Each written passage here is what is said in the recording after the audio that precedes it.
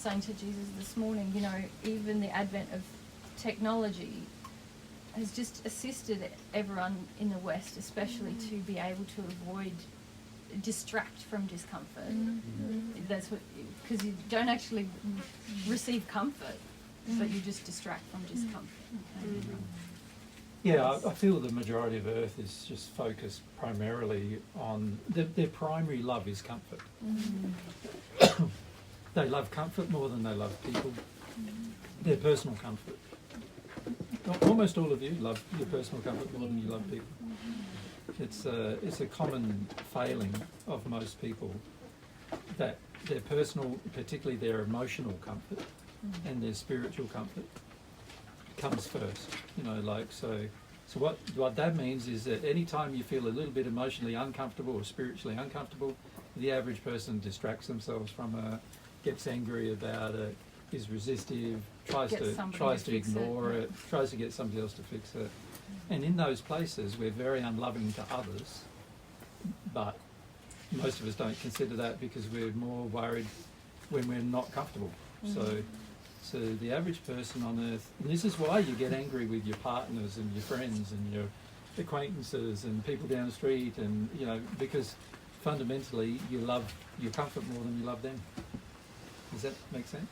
Yeah. If you love them, you wouldn't get angry with them, no matter how uncomfortable you are and how tired you are and how exhausted you are and how sick you are and how distressed you are, you still wouldn't get angry with anybody. But when you're in a state where you feel that your comfort is more important than people, whenever you're uncomfortable, that's when you get angry with people and you get upset with them and you get, you know, annoyed by them and you get, you know, because fundamentally your comfort's worth more to you than their happiness is worth to you. Does that make sense to you? Mary and I had a conversation about this morning because it's a huge issue, and it's a huge issue that governs the majority of people's whole life on Earth, generally. So they only do things where others are considered when their own comfort is satisfied. But when their own discomfort is present, all bets are off then. All, you know... It's different rules then. Different rules then. Internally, isn't it?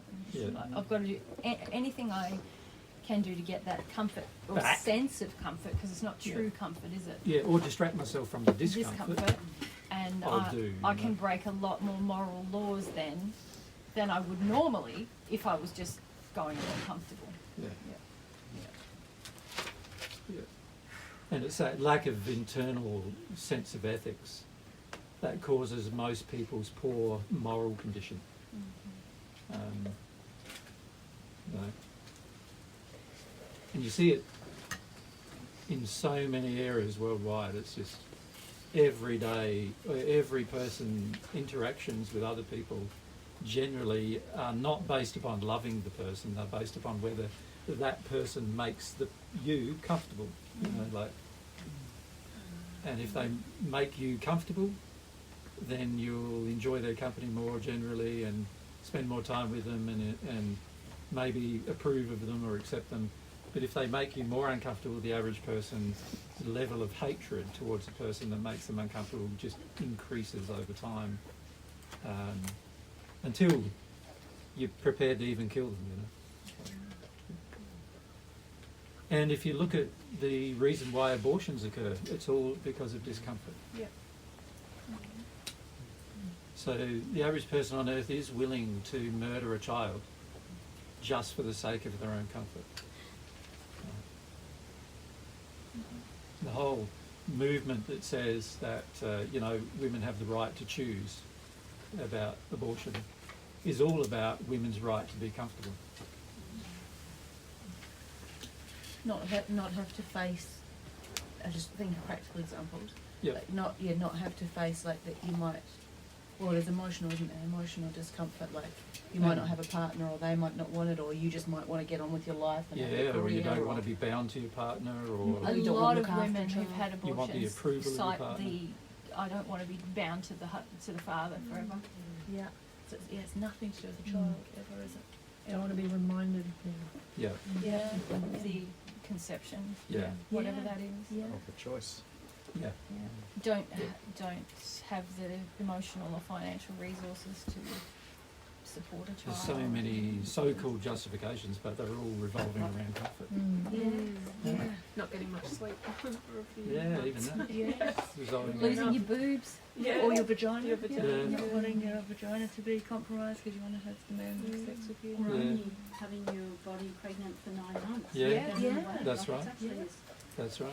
Wearing Smaller the wearing the evidence of your Yeah. sexual encounters, you know, historically, or even now, it's a huge thing. Yeah. Most people don't want to Don't do want it. to show. And most men, it's to do with they don't want responsibility. They don't want, to care for something. They don't want. For most men on earth, as we were talking yesterday, most men have been brought up that the woman's role is to care for them, not for them to have to care for somebody else.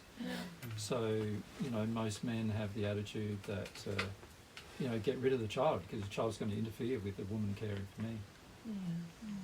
Yeah.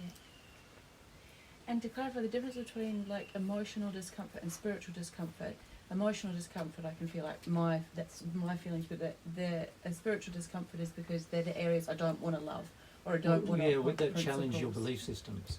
Okay, yeah. The areas that challenge what you believe. Yeah.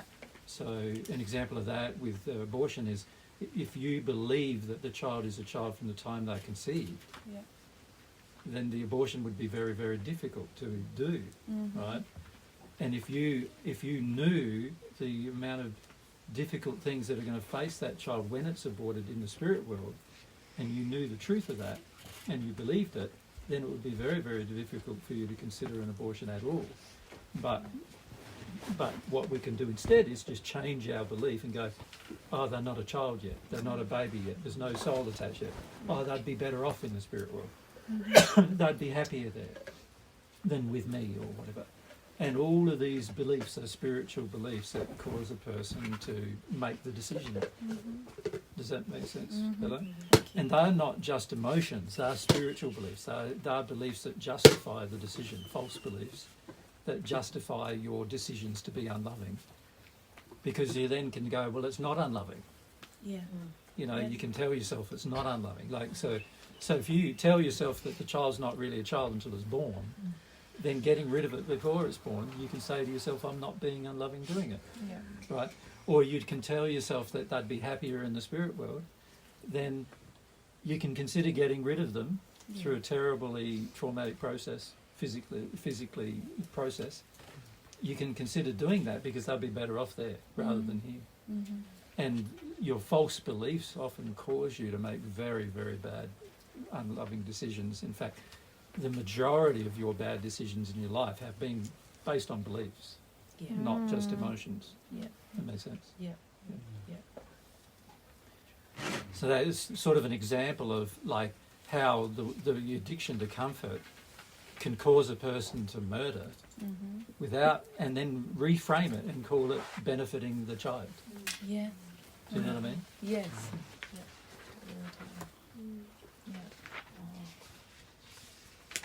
It's interesting also to think about the decisions you've made in disharmony with your beliefs. Does that make sense? Where Well, they're not real beliefs they're then. not real beliefs, are they? But No. with the conscience, I suppose. Well, When you, yeah. yeah. You mean when you challenge your beliefs and try to do the when right thing? when the conscience tells you one thing and you do another thing, the level Oh. of pain involved in that is really quite high. Yeah, so when your conscience tells you one thing and you do another, it means that you never believed what your conscience was saying to you in the first place. You had other beliefs, Yeah. which you felt were more important than listening to what your conscience was Like saying. my comfort is more important. Yeah. Yeah. That's why most people will dismiss their conscience if they have a belief that is contrary to what the conscience is telling them. And we can just make beliefs like all the time, can't we? Yeah. Like discomfort. We frequently Often make do. beliefs to make ourselves more comfortable. That's So, right. so all of the beliefs associated with a child, with that unborn child, almost every one of them on earth has been created to make people more comfortable. It's got nothing to do with seeking the truth about it. Yes. It's got everything to do with just making people feel more comfortable. Yes. Yes. So if you look at all the New Age beliefs and all the Christian beliefs and all the Muslim beliefs and even Hindu beliefs and every religious facet of life, you know, every religion that there is on earth, have all created a set of beliefs to make people more comfortable. So that it's not about, you know, truth, facing the truth. It's about what's going to make us feel better, Yeah. right? So there is a direct link between creating a belief, a spiritual belief, and avoiding your emotions, avoiding your uncomfortable emotions, you know. And there's a direct link between those two things. And it's very important for people to understand that, because you end up making huge compromises with regard to ethics and morality if comfort is your only rule of life. Yeah? And for most people on earth, comfort is their only rule of life. Yeah? Whether we admit that or Whether not. you admit it or not. Yeah. Yep. Yeah. And it's about, you know, thinking we have the right to Yep. have that comfort. That's Yeah. Correct, that's, correct. you know, Yeah, the angry justification Yeah. of Entitlement. the entitlement for the comfort. Yeah, yeah. that's right. That's why our whole world is literally falling apart, isn't it? It's polluted and Yeah. like so many of God's creations are dying because everyone feels entitled to comfort in one way or another. Yeah. And it changing the DNA of babies to make them perfect, that's the comfort of the parents. Yeah, that's right. There's a lot What to a do with that. belief that you know God's creation is not perfect. So Jesus, some religions have a pseudo discomfort, like fasting for Lent or Ramadan or whatever. Yeah, that's a lot about guilt. It's a physical So thing when only, you isn't pursue it? comfort in your life and you ethically know that you're breaking ethical rules doing it, Yeah. then what you've got to do is create a regime of belief systems that punish you for your lack of ethics. Yeah. And alleviate you from the burden of dealing with your lack of ethics. Yeah. And so there's a whole set of beliefs then that are created of like self-flagellation type beliefs that say, well, as long as you know, become austere, or as long as you Wear a hair shirt. restrict your behaviour in this way or that way, like, you know, Penance. with the Muslim faith, you know, that's what the whole, you know, the one 1 month of yeah. fasting's all about, just paying Ramadan. for, you know, Ramadan. They also, in some Islamic faiths, they have self-flagellation to sort of honour the death of the not Muhammad but the leader of the Shiite faith, Yeah, because that's different beliefs. Yeah. they walk through the streets drawing blood. There's rivers of blood everywhere in some really in like Right. South Lebanon they do. Yeah. And this is so-called in the guise of making you appear holy, Yeah, so Like the you get to Catholics. avoid the real spiritual beliefs that are... that are making The you real unholy. problem, yeah. That are making you, Yeah. you know, So you make up a pseudo thing that... correct. Yeah, Yeah, correct. places... And as long as you pay the penalty, then you can keep sinning. Yeah, So there is a big thing in both the Muslim and Christian faiths that as long as you continue to pay the penalty for your sin, then you're allowed to keep sinning. Yeah. Just like confession, same deal. That's right. Similar principle. Just Yeah. like when you punish yourself emotionally, So absolutely. many of you do it all Yeah. every day. You Yeah. punish yourself emotionally, Thinking it'll thinking placate. it's going to placate something, but it doesn't placate anything, and you continue doing the sin anyway. So it's the same deal. We're very open to these beliefs because they support our emotions. So when you've got a conscience bothering you, then if you can punish yourself, it can distract you from your conscience bothering you. So you go, at least I paid for that. Now, most of us want to, you know, just pay for it. Like, it's really interesting when you talk to groups of people on a really personal level about sin and its consequences, because most people would prefer to be able to keep sinning and pay for it rather than stop sinning. And this is something you've got to recognise in yourself, that most people, including many of you, would like to do this. You'd like to keep sinning but pay for it, so that you can assuage your own guilt in the payment. It reminds me of when you carbon offset your flight. Yeah, that's right. You It's the can same pay a thing. bit more so I can fly some more. And, Yeah. And there's so many things on earth that are all based around this philosophy.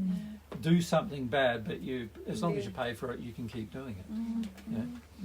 And there's so many religious philosophies based on it too, and this is why people will eventually, most faiths, not even Christian and Muslim, but also other faiths, create monks and nunneries and things like that, mostly because they are the ones who have taken that to an extreme of self-denial to compensate for the fact that their guilt, their sense of personal guilt is assuaged by their denial. So it's like a sacrifice for their sin. And So the whole concept of sacrificing for your sin is based around this. I was just thinking about in families even, I know we've talked about here, like those of us from a Catholic background, having one son who joined the brothers or the priesthood was sort of, oh, we're doing Pays for okay. everyone else's Pays sins. for everyone else's Yeah. Pays for our It's families, one yeah. person has to do it for the whole family. Yeah. Buddhists do that a lot. Well, The but Buddhists, not only yeah. that, the whole concept that Jesus died for your sins. Exactly, is all that's about, what came from sacrifice, yeah. It's all about somebody else sacrificing for my sin. But see, most of us either have the feeling that we should sacrifice for our own sin or somebody else should. And we'd prefer it to not be us, so we'd definitely like it to be somebody else. And so when we contemplate the idea of a saviour, we don't contemplate being saved by their teachings. We contemplate it being saved by their actions, not their teachings. And the reason why we do that is because we fundamentally don't want to pay for our own actions through our own sinful actions be paid for, through our own, you could say penalties. What we would like is that we would like to continue our own actions, but we want somebody else to pay for those penalties associated with those actions. And so there's a lot of religious faiths. When we were on earth in the first century, the Jewish faith was all about this. You sinned, so you had to slaughter an animal, take it to the temple, offer it. This was a way of paying for your sin, and this belief was around for thousands of years before the first century or so. And it's very common because your own conscience smites you. I know smite is an old word, but your own conscience punishes you. And for most people to get away from their conscience punishing you, they've got to punish themselves, rather than change their behaviour and have the conscience not bother with themselves at all. They would rather punish themselves for their bad behaviour, and then they can continue their bad behaviour. It's more comfortable It's more comfortable, to punish ironically. We think it is, We don't think we? it is. But eventually it hurts so much. That compensation is doubled now. It's just Correct. like a full-on thing that happens with it. Yeah. And Yeah. Correct. And that's what Jesus was talking to me about this morning, that the sooner you learn the lesson, that there's lasting comfort in dealing with your sin, the better, that's a very faster important you will lesson to learn. progress, The faster you progress, the less compensation you have, the less pain and suffering, the less, the thing that got me a lot was, the less you hurt other people, As well. because every time I just seek comfort above anything else, I harm. Just in so many ways, Internally, what really is happening is your own personal comfort is your God, and then everything else is subservient to that God. So while other people help you be comfortable, you love them. But as soon as they make you feel uncomfortable, you don't love them anymore. Does that make sense? So there's this deep level of sacrifice that you expect from other people to help you be comfortable. And if they don't help you be comfortable anymore, then now you're upset. You're upset with them. And also when you're not comfortable anymore, you're upset. And the average person can't deal with their own discomfort for any longer than a few minutes, really. Like I said to Mary, that frequently I'm uncomfortable for months on end, or sometimes I've been uncomfortable for years on end with a certain problem. And I don't take it out on anybody else, right? But often, as soon as a person's uncomfortable around me, they take it out on me immediately. Right? and also the principle of the matter goes out the window. Correct. It's all about the person, whether it's me or somebody else, regaining the sense of comfort, and the moral or All spiritual principles. or emotional principle that was being raised Yep. is somehow can't be reasoned on, because the overriding That's right. addiction is comfort, comfort, Yeah. comfort. All principles go out the window. Yeah. Every single one of them. you become a completely unprincipled person when your comfort is your main concern or goal. Yeah. And also, it drives most of your sin. So you could think of your comfort as your primary love.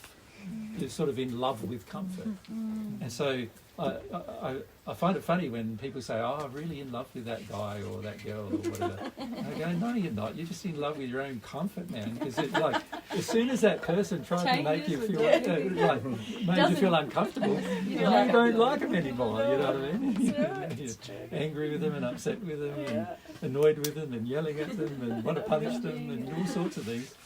You're not leaving them. You're not Standing up for your Justified. rights. I'm not going to take this anymore. not going to take it. All that is driven by this sort of thing that, you know, if you really love somebody, no matter what they do to you, they can't stop you loving them. Right? It's a lovely way to say it. You can't stop loving me, just.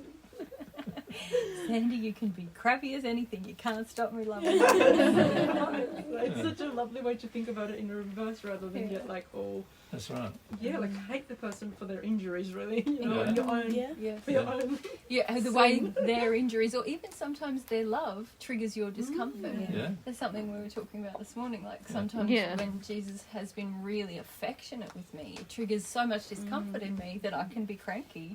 And that's about me trying to regain this sort of, or just avoid discomfort really. You know, not like it's lovely to be loved. That's what we all think, isn't it? But then, you know, if you're not humble, you can push Most it away. people want to be loved that much. You know, Don't love me any more than that. not any more than that, not any less than that. It's That just much. variations on the side. And for different people, it's that much or that much or that much or that much. But just that much. We're pretty clear internally though, aren't we? Titrated. We've got boundaries. And for almost everybody on earth, telling the truth, somebody telling the truth to you means they love you that much. You know, like a mosquito. when actually, from God's perspective, it means they love you more. You know. Yeah. Is it because it triggers Your discomfort. things? Well, it triggers your discomfort, Yeah. which you don't want to feel. Yeah. Whatever the But what kind of discomfort? Like, Well, any one of the emotional, sexual, spiritual, or physical discomforts. It'll be always in those areas. The spiritual ones are the worst because they're the ones that will distress you the most and also cause you to sin the most. And the next ones down usually are your emotional discomforts. So that's where you feel stressed or you feel, you know, afraid or that kind of thing. And then you've got your sexual discomforts, which include things like, do people like? Is my husband attracted to me? Am I attractive? You know, that's a lot about how you feel about yourself, right? And then there's physical discomforts, even just like having to work hard. Well, most people don't want to work hard. You know, That's true. this is why more and more and more they want to create robots to do all the hard work because they don't. Because most people on earth don't want to work hard. You know. But working hard is actually very good for you in a lot of ways, not to the destruction of your body, but working hard is good for you because it keeps you healthy, it keeps you fit, and it keeps your body working, it keeps you connected to your environment and connected to your passions. So, Well, and if so that's very the good for thing, that. if you have purpose, that's what I was thinking about with Stone as well, because we'd been talking about purpose. You know, if you work hard in something you believe is your purpose, you usually live a very long life. Because you want to keep working as long as you can and to have the benefit that you wanted to, the outcome that you wanted to achieve. You know, so I was kind of thinking more like, why do you only want to be loved this much? You know, like. well, because somebody loving you more makes you uncomfortable. Alan, you've got to feel your own self, my sister. You don't really want to be loved by a man, do you? No, I don't. Why? Because I associate it with Control. betrayal, Yeah. you know, sexual and whatever the word is. Yeah. Well, risky. It's risky. Yeah, Feels like yeah, there's yeah, risk. Because if you put your trust in it and then he withdraws it, yeah, how do you Yeah. feel then? yeah. Like It's the devastated. vulnerability, isn't it? So yeah. And Well, it can also be oppression. You you know, call it feeling vulnerability. like- Vulnerability is a word based around comfort. Yeah. So that demonstrates an addiction to comfort. Like a person who loves doesn't care about whether they're vulnerable or not. It's immaterial to them. But a lot of us have beliefs around like if I love and it's not returned, I won't survive, you know. So if I open myself to love, I won't survive. But if someone loves me, I have to do what they want. Is a common one. So I don't want to be loved too much because then I won't have my own life, you know. And or I might feel guilty that I don't love them as much as they love me. So if I, I think they're really two big ones that people have. That discomfort of like the potential loss or the potential loss of self seem to be very big for a lot of people. Guilt, shame. Shame of being seen. Yeah, don't want to truly be known or seen. Don't want anybody to really like love you so much that they want to know you completely, you know. Because that often causes people to worry, well, what do they think of me now? They'll find out. They'll find out how bad I really am, that kind of thing. Boy. They don't really know me if they did. Yeah. So it's fundamentally we don't want people or ourselves to know the truth about ourselves and Correct. be shown the Well, truth. that's what the comfort Expose thing's the all truth. about. Yeah. Not wanting to see or know the truth about yourself. Yeah. It feels like I just identify what you're saying so much. Cause like I can feel like it's like a switch sometimes with me. Yeah. I'll just laughing at you. No. I'm not laughing. Oh, I'm it's just knowing. like I can just feel it switch. Like no, I'm not gonna tolerate this anymore. I'm gonna be Yeah. angry now. That's right. Yeah, it's scary actually, and it's been bothering me a lot. Like yeah. So you can sort of act lovingly until the comfort levels get so Yeah. out of hand. Yeah, then I feel totally That it's sort of like, now all bets are off. right. Exactly. Now I'm allowed to get angry and allowed to yell and scream and I'm allowed to run away and I'm allowed to do all the unloving things that a person would do just to avoid their lack of comfort. And you feel quite justified in it. Yes. You know, the average person does. It's sort of like, you know, I've got the right to get my comfort back. Yeah. You know, I've got the right to be more comfortable than I am, type of thing. Or I'm okay, but this is too much now. Yeah, Like, that's this is right. too far. Not Yes. understanding Yeah. that comfort's all about your own condition, actually. Yeah. Like, most people What do don't you mean? realise Yeah. that if you are growing in your own condition and you're continually growing towards love in your own condition, eventually you get very comfortable with how you're growing, and you're very happy with your own growth, and because of that, you feel very happy about being challenged. You feel very happy about having to extend yourself, and you feel very happy that you have achieved things, even though it may, particularly on earth, have required a lot of effort on your part to achieve them. And so you feel very proud of yourself, and you feel very connected with yourself in that process, right? And the average person doesn't have all of that because there's all these areas where they're sacrificing things for their comfort. And I see a lot of people also, they might have a lot of self-fulfillment in one area, such as like their physical achievements, and none in another area, like their emotional state. Or their relationship. And you see this a lot with men. They're very focused on their physical achievements, achieving in the world, getting things done, and they feel very proud about what they've done. But when you talk to them about their emotional state, they can't even cope with a single conversation about it. Right? So that's an indication that they've developed you could say, they're willing to have discomfort to achieve physical things, but they're not willing to have discomfort to achieve emotional growth or spiritual growth or sexual growth. Makes sense? And so you can actually have a desire for, to achieve something, and you're willing to go through discomforts to achieve them in one area, while at the same time have other areas that you completely shut down and still focused on comfort being your God in that area.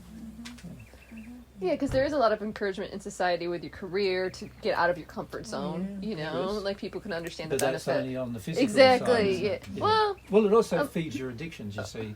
If you end up becoming a successful person career-wise, Yeah. the average person will, give you some level of worship or attention or Adoration or respect. Yeah. or adulation, and the average person will do that for you. So it's meeting the desire for you to be comfortable emotionally. Does that make sense? So a lot of people will sacrifice their physical comfort for the sake of being comfortable emotionally. And you see this all the time in relationships where, say, the wife is busy cooking for the husband all the time, even though she hates it, right? because emotionally she needs to do it because she feels good about it there. Even though physically she's not happy about it, emotionally she's happy about it. And because of the priority system that we all have, that we've been built with us, spiritual, emotional, sexual, and then physical, if anything provides us with emotional comfort, it's going to dictate our sexual life and our physical life. Right? And if anything provides our spiritual comfort, it's going to dictate our emotional, sexual, and physical life. Right? But if anything is just about your physical comfort, then it's only going to be about your physical life. So the way the hierarchy works is always in play when it comes to the comfort you feel. There's not too many rewards for anyone who, aspires to a spiritual or emotional. Correct. It appears goals. so. It appears so, yes. And It's like we don't have any examples. Well, It feels like. I don't know about that. A lot of it's because of our corrupted faith in those areas. So, our corrupted faith gets developed over from the time we're born onwards. Sure. So by the time we're in our 20s, usually, by the time we're in our teens, we're already quite corrupted with regard to our faith about whether an ethical life is going to bring benefit. Yes. And for that reason, the average person will sacrifice ethical life, moral life, for the sake of their personal comfort by that stage. But there's plenty of evidence that actually sacrificing ethics causes emotional problems for you and worries for you. Like plenty of evidence thinks that it causes negative things, but there's not. Well, you think about it, Angie, even if all the evidence was just about it causes negative things, should why be. wouldn't you stop? That's right, yeah. It doesn't make a lot of logical sense. Yeah. And then, of course, if you did stop, you'd experience the positive Yes, things, yes. and then you'd be quite convinced. Yeah. But, it's quite a lot of evidence that it does cause negative things. Yeah. So No, it's the just beliefs. even on that basis, why not stop? Yeah. So, yeah. No, those comforts are pretty important. Yeah, Obviously. and we've got to be careful too. We don't construct for our lives spiritual beliefs that support our comforts. Right? So, we're liking. An example of that is liking to believe you're a nice person when you're frequently angry and upset with people around you. But you'd like to believe you're a nice person, and it's all their fault, like that you're getting angry. That's the case of you creating a belief inside of yourself to support your level of comfort about how you feel about yourself. Right? And people do this all the time. It's this is why most people go, it's all about nature versus nurture, that kind of thing, and if you really were nurtured you wouldn't have any of these problems. So that's not true at all. The trouble with nurturing, and particularly how you're nurtured, is going to have a large effect about on what you then decide are your comforts that you must have and must obtain in your life. Yeah. What do you mean? Sorry, I don't get what you're saying. Well, a lot of people feel that the main reason why we sin is because we were treated badly as children. Yes. Yes. And that's not true. No. The main reason why we sin is because we learnt as children that certain things made us comfortable and certain things made us uncomfortable. Yes. And we decided that our comfort was more important than anything else, and so we decided that we needed to pursue comfort more than anything else. So that nurturing was actually the incorrect comfort. Well, no, it depends how the person's nurtured, doesn't it? Yes. Like, if you're nurtured the way God nurtures, then of course it wouldn't have done such a thing, but unfortunately the average person on Perceives earth it. doesn't do that. And so they end up nurturing their children in a manner that in the end is going to create more discomfort for their children in the long run. Because the children can't cope with an emotion. They can't even cope with being bored, or they can't. Why are they ever bored? There's a lot to do with life. Why do they even think? And I often see them like parents running their children around and everything. Why is all that for? Like, it's all about because the children are saying to you that they can't cope with being still for a while, and you can't cope with them with not them being thinking around. that you're a nasty mother or father. You know what I mean? And so you do all these things for them without any thought And a lot of people view that as nurturing, but it's not nurture. And being comforted out of your emotions even is not nurturing, because you're being taught You you're can't handle it. entitled to not feel difficult things. And so, and that can create a lot of sin. Yeah. You think, I never have to feel anything bad. Wow, you're going to justify a lot of things towards others. But Mummy looked so kind. Every time you had an owie, she was, whether it was or a problem, she was there to fix it. Yeah.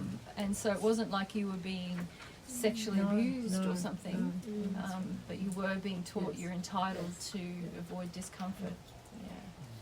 So that sort of disenables true passions to develop in the child. It does. The opportunity to develop true passions. Yeah. It does. And the ability to make decisions and cope with the outcome of them as well. Feel like you can fix problems. Yeah. And is that like a bit of a protection thing too that you do as a child? Yep. You're kind of seeking more protection from whatever you perceive to be uncomfortable. Yeah, a lot depends on how you've been brought up again, doesn't it, there, in terms of how threatening the environment was around you, and then what you then determined would make you comfortable as a child. You know, so for some of you, when you were threatened with your environment, the best thing to do was to go in your shell. You know, for others of you, the best thing to do was to yell and scream and carry on to the point where mum and dad backed off. You know, it just depends on the circumstances to what you then choose to do. But fundamentally, you do learn some things as a child which are very unhelpful, but most of our sin is caused by our adult addiction to comfort. That some of which we learnt during our childhood, but a lot of which we learnt during our teenage and subsequent years, you know. Well, some people, they feel like their comfort is having enough money in the bank and having a pretty house, you know. And it's not like as a child you thought about money.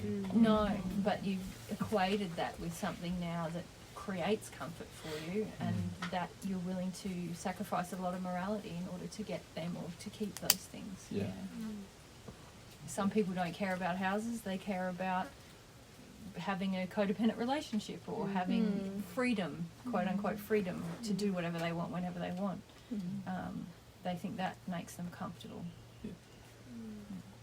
You know, that's why, you know, the whole idea of being a billionaire is so flawed, because it's like, you know, why do you need that much money? Like, you know, the average person, you know, could be comfortable on, you know, fundamentally a very basic income, and, you know, and particularly if the comfort's inside yourself, you know, you don't really need anything external to make you feel comfortable when that's the state.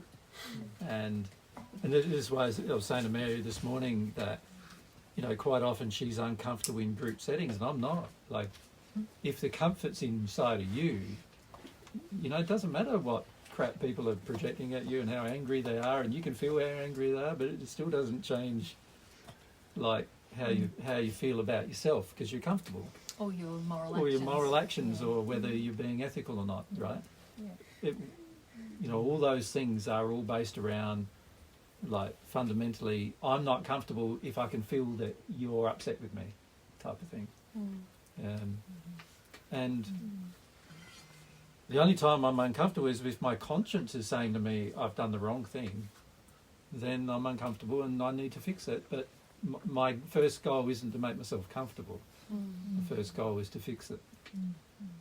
Fix the problem, not just try to make myself comfortable by avoiding the problem. And also, it's a hierarchy too, isn't it? Like, what I observe in your example anyway, living with you, is that you can be physically uncomfortable but emotionally and spiritually comfortable, and therefore fine, more or less. Yeah. Sounds really cool. Sounds really nice. Does it still happen that you're not in tune with your conscience? Not with the conscience. It still happens where I get physically uncomfortable because I've still got injuries I'm working through, and particularly a lot of them related to my love of or care of myself, which, you know, I've been quite resistive to at times working through. And so that under those circumstances I often in a lot of physical discomfort. But even then I don't take it out on Mary or anything. Like, Mary doesn't even know that often that I'm in physical discomfort for weeks on end or months on end. And sometimes I'm in physical discomfort, you know, some of the things I'm dealing with now relating to these problems about who we are and everything, and about sort of connecting to our soul. A lot of times I'm just freaked out and uncomfortable the entire time. But I don't feel uncomfortable in this setting. I just, internally, that is the discomfort. And there's no need for you to know about it. I'm the one that needs to deal with it, and I feel that I can. So I just need to deal with it, and if it turns out that my body's sore for 6 months because of it, well, my body's sore for 6 months because of it, you know. I'm still not getting through it quick enough, is the way I sort of see it. But also what you're describing is you can be emotionally uncomfortable and not break moral principles as well, which is really where, if we're all going to progress, that's what we need to be in. Before we get to the comfort bit, we have to be in the discomfort bit. If the principles are higher, so if you think about the hierarchy of law, the spiritual principles are the highest thing. So if those are the highest thing to you, whatever emotional discomfort you've got to go through to adhere to them, you're going to adhere to them. Right? But as soon as your principles are not as high as your emotional discomfort, what you're going to then do is put saving your emotions above the principles, right? And that's when you get angry with people, and that's when you yell at them, and that's when you try to punish them, and that's when you try to hurt them, and that's when you... When you lie on your visa application. Or when you lie and you steal and you cheat and something that's... You do all of these things are motivated by the fact that the spiritual principles are not as high as your emotional comfort is inside of you. So it's not anybody else's fault. That's what's going on inside of you. And if your spiritual principles are the highest, and then your emotional principles are the highest after that, and then sexual principles are highest after that, it'll be very rare, if ever, that you are dumping on other people and upset with them, and and causing damage to the environment. Even though you have addictions, you would even not. You would know and want to know your own addictions, because the principles are higher. I want to know what they are. It's like we talked about yesterday, wasn't it? Down at the centre when we were talking about the things, or the day before, when we were talking about what was going wrong with that project. If there was an adherence to the principles and not to the comfort's all about, I want to feel like I'm getting something done. I want to feel like I'm worthy. I want to feel like I've achieved something. We're all getting along. That we're all getting along, and I don't want to have any arguments and fights with people. Well, that's all addiction to comfort. A whole lot of that. Right? And if you have those kind of addictions, whenever you engage a project that's actually worthy from God's perspective, you're going to find there's huge amounts of negative influence, and you'll listen to the negative influence, because in that place your addiction is to your own comfort. And so you're going to skip over principles, you're going to skip over God's truth and God's laws and what love would do every single time, because you're just addicted to the comfort. So you can hear somebody explain to you a principle for years and years and years. And we talked about this on Thursday, didn't we? How I've explained to you the principle of soil regeneration for years. But as soon as your emotional discomfort is triggered, you forget all those principles. Correct. Right? Because those are just physical things, is the way you sort of see it. Well, and also it's the putting the comfort above everything, Correct. isn't it? And if I put my comfort above everything, including my principles and everything else, then as soon as I'm feeling uncomfortable, I'm just going to bang do that. And before you know it, a project that could have a large benefit, or it just goes and reverts back to how everybody in the world would do it. Right? Because of the discomfort, saying no, just get back to the easier way. It's not easier. It's harder.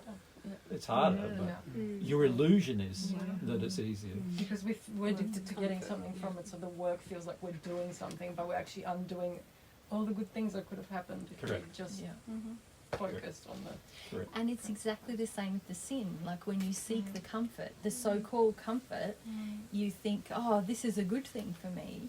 But then you don't see that, if I'm willing to go through the discomfort, there's a much better future for me and everyone else. But we see it in the reverse, just like what you said with the physical garden project. Even in our lives, like I feel like in my life, I'm having to undo everything now because of all the addictions Yeah, I've that's been in my the whole entire negative life. consequence, yeah. So it's like, wow, and the amount of So work it takes to undo, like we had to do, even though it was a Yeah. group of us taking response, when you're on your own and you've got to face what you've done and then try to undo, And undo it. the physical manifestation of your spiritual sins, Yeah. it's huge, overwhelming job. Yeah, And it's it not is. even just the feelings, it's all like effort, That's why nobody physical wants to effort, do it. time. Yeah, exactly. And the change in your relationships as well feels so uncomfortable because you're Yeah. like, wow, I've been in this addiction Yeah. with this person for decades and now it's wrong. Yeah. Now I'm comfortable. Yeah. But there is a fundamental principle that you've got to remember, and that is that if you are focused on having your comfort now, then it means long term you are always going to be more uncomfortable. Yes. But if you are focused on having your comfort later and dealing with your discomfort now, then it means you are guaranteed to be comfortable later. Now, the average person does not get that fundamental principle about comfort. The average person feels completely the opposite to that. They feel that if you get your comfort now, that's the best outcome. Because who cares about the later? We've got no faith that it'll ever be any better than this anyway, Not kind only of. that, we don't. There's a lot of beliefs that play into this, like even the belief there is no afterlife plays into Yep. this. It's Yep. sort of like, well, I might as well just be happy right now because tomorrow I might die. And this is, and that's why in the Bible there's a reference to the Epicurean way of life, which is basically the way of life that said, eat, drink, and be merry now, because tomorrow I might die, right? And I won't be able to do all of those things that bring me comfort, you know. Then, so I'll be done, you know. And because there is no consideration of the effect of this kind of thinking on the afterlife, it then causes you to go, well, there is no afterlife. I don't want to believe there is an afterlife, because if I can focus just on my comfort now and do whatever I can do to be comfortable now, who cares what's going to happen in the future? It's the same with God, isn't it? People don't want there to be God because it makes them feel fundamentally Uncomfortable. uncomfortable. Correct. Yeah. Because they would then maybe have to consider what that God wants, or what that God desires, or how God designed everything, and whether they're meeting the specifications of their design. And I find a lot of scientists, atheist scientists, do that. They literally admit, I just don't want there to be a God. Like the more Correct. honest ones. The other ones are just blatantly angry with religion, but the ones that actually contemplate it, because they can see the scientific principles and how everything is governed by that. So then they act. Then they face with the spiritual. All of a sudden, if there is a God, it's like, Correct. I don't want that. No. It's kind of like, it's amazing because it's like intellectually they can see it all playing out in their own experiments, in their own. They can see it because they, working Yeah. with that. They're Yeah. dedicating their life to it. But as soon as it comes to their feelings, Emotional, conscience, Yeah. it's like, I actually don't want that because I can kind of see that it's going to have the same There might be progress laws that happen governing in me. science. Yeah. Like they There can might see be the laws laws. governing my Yeah. my moral development, Yeah. which affects how comfortable I am. Yeah. Right. Yeah. So, It's so interesting. I just think it's so interesting how we're so ready, like you always tell us, that we do not apply all these things that we see in our lives, in everyday physical life, to the spiritual. Like Yeah. that we don't even though we all, I seriously, now I'm recognizing God, like the conscience was working all my life. I remember having it as a child, yeah. and I'm now facing how I ended up degrading and shutting it down. But I still remember that every time I chose to sin, the conscience was telling me the opposite. I just Yeah. decided consciously to completely To override ignore God. Yes. I just didn't want to. I did it For- consciously. For the reason for comfort. Yeah, and it's crazy because, I just Yeah. can't believe that you can actually, your soul has a record of that, Yeah. That's like striking me. I was like, oh my God, wow, like God was there the whole time telling me, like I was Yeah. just completely self-righteous, wanted to not do it. That's right. And just like trying to, sometimes I think it's like, trying to one-up God. No, like, Watch me go. Yeah, like, look at me. I can do this. I can get outright comfort rebellion. now. Yeah. It doesn't matter what happens Yeah, later. yeah. But then Yeah. tomorrow when you're sick and Bring it on. You That is can't right. touch this. Yeah, And and it's so very Arrogant. so like Yeah. I'm above you, like a superior feeling to God, like Yeah. literally. Yeah. And then you get to a point and you're like, oh. Yeah. Not only wasn't That's that true, it also was so stupid and hurt. Everything. Yeah. It's Yeah. like saying to fire, you can't hurt me. Yeah. Yeah, that's Putting my right. hand in your fire. Yeah, we use that exact illustration in the messages. Oh, really? And you don't need to wait till the afterlife to feel the pain. No, but a lot of people, even there, just keep on putting off the pain to tomorrow. Keep on putting it off to tomorrow. Yeah. When it's Um, on you, you can't. Well, I mean, you say physical- that, but Physically, it's there and you Yeah, s- but if you look at the pharmaceutical industry, that's just there to help you you're avoid doing that. it right now. discomfort. Like, yeah, but I'm feeling a lot of pain. you say that, but you're not feeling the pain caused by the emotional Yeah, discomfort. yeah. We're even content, and gets back to the sacrifice thing. We're even content to feel the physical pain of our prior choices and decisions, as long as we still get away from the emotional and spiritual pain. So true. Right? And this is what most people do, is that they die in that state where they would like less physical pain, but they don't want to deal with the emotional and spiritual pain in order to obtain less physical pain. Right? They don't want to do that. Right? So, and this is where most of us, even those of you who say, but I realise I'm in a lot of pain now, right? Even then you're still discounting, well, where's your emotional pain? I don't see that.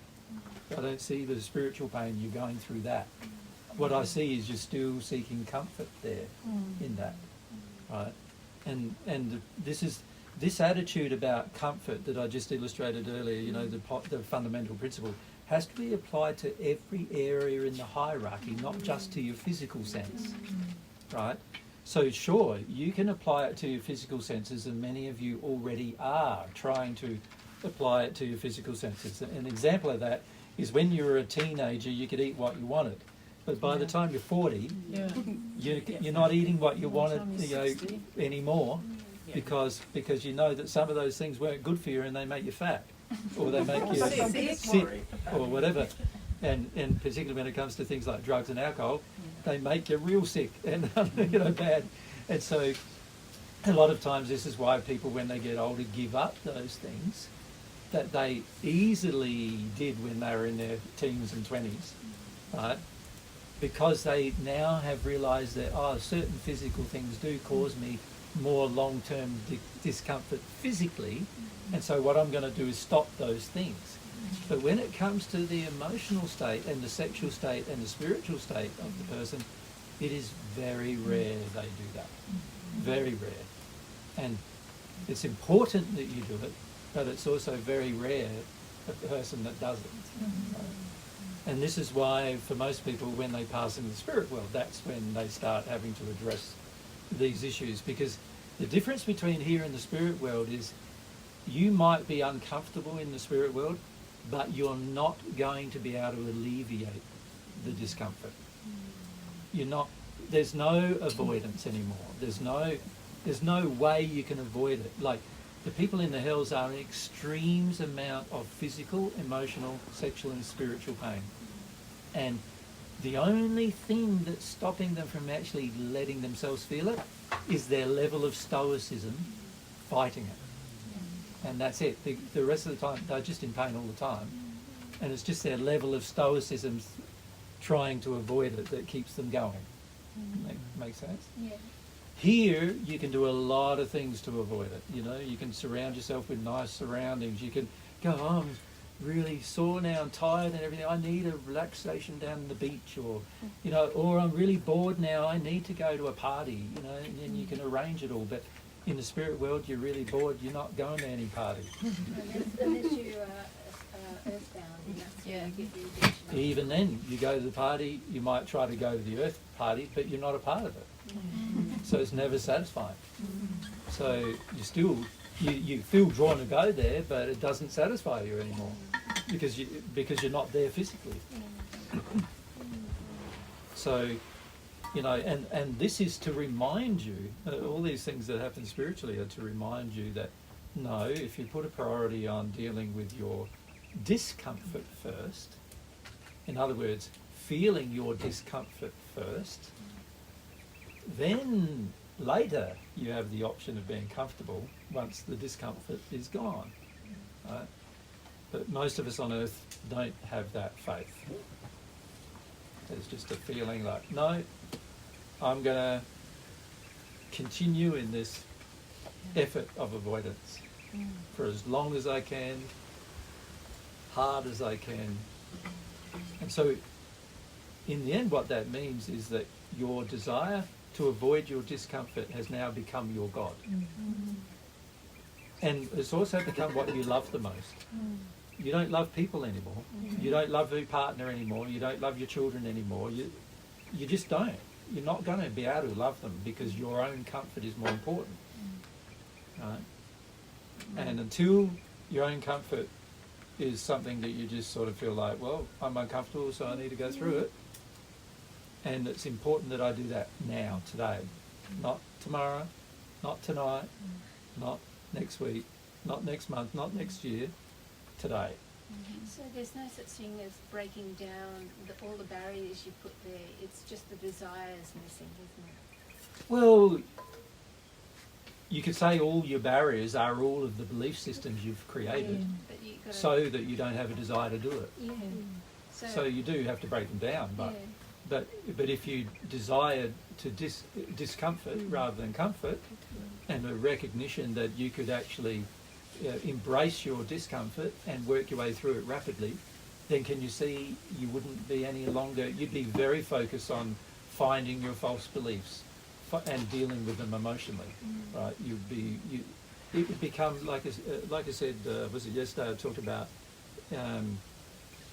putting a passion into what you do, you know?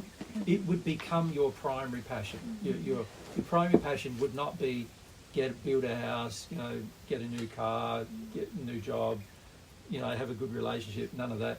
Your primary passion will be, I'm going to deal with all of my discomforts first so that afterwards I can have a nice house, nice car, nice whatever.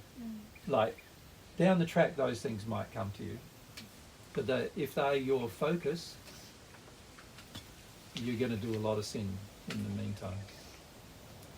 So If they don't come, you're not going to be worried about it. Not at all, because you're comfortable. Yeah, you'll have what you need. Yeah, you can be comfortable having no roof over your head even, right? Not even knowing where your next meal's coming from, you can still be comfortable. Right? Because the spiritual principles are in place. Correct. And that's the priority. Yeah. There were many times in the first century I didn't know where I was going to sleep that night and didn't know how I was going to eat that night or whatever. Yeah. But it always had a bed to lay in the evening and always had a food at the end of the day.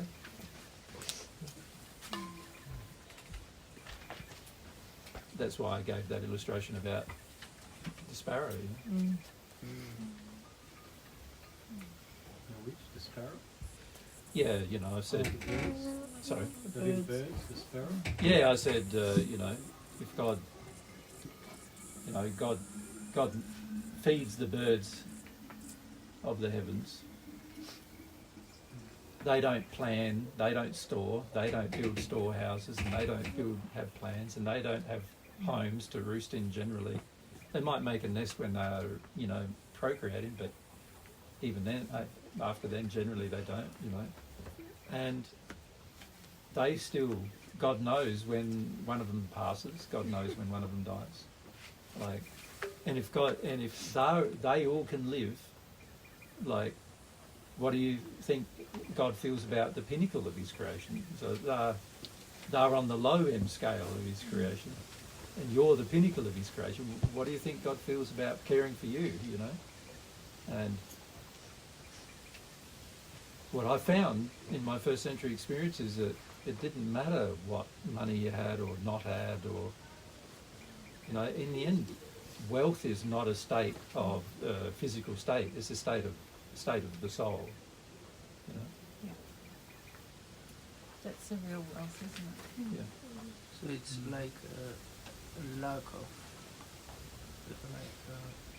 how you say, like trust and faith in God's goodness. Yeah. Really. Yeah. Yeah. Yeah. Yeah. That's what it feels like a faith. Yeah. The main bad things that happen on earth are not because of God. They're because people want avoid harm the you, discomfort. destroy you, pull you down, avoid their discomfort and make you feel bad in the process, generally, is what they want. So, you know, the only reason why we have malnutrition on Earth is because, not because of God, there's plenty of food to feed everybody on Earth right now, right? There's so much food wasted. Most of it goes to animals even, right? Rather than people. So, you know, the reality is there's plenty. It's just that people don't care about other people because they're focused on their own comfort first. So they don't care about the discomfort of somebody else. So if I see Phoebe in discomfort, right, if I'm focused on my own comfort first, I'm going to go, I need to be really comfortable before I'll worry about helping Phoebe. You know? And the only time I'll help Phoebe is if I feel guilty, which is an alleviation of one of my comforts, you know, my discomforts, or I feel like she's making me feel bad, so I've got to do something, so that's an alleviation of another discomfort. Or that I feel like that if I don't help Phoebe, she might attack me, so that's an alleviation of another discomfort. But if I really loved, I'd go, here's half of my food. Like, at least both of us will have some level of comfort together, or discomfort together under those circumstances. But on Earth, there's plenty of food. It's not like...